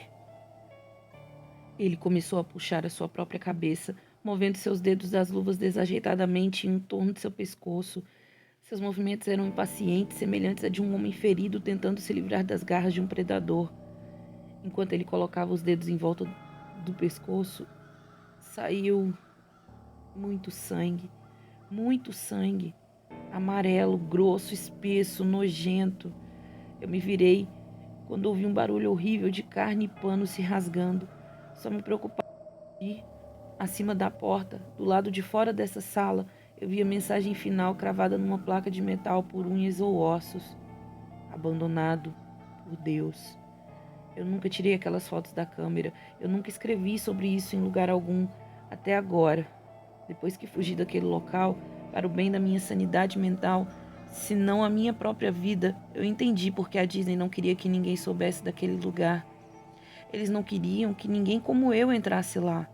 E eles definitivamente não queriam que nada parecido com aquilo saísse de lá. Fim. Bom, eu espero que vocês tenham gostado, né? Uma creep grande, meio chatinha de editar também. Mas é isso, deixe seu like, me ajude a sair do flop. Obrigada e tchau, tchau.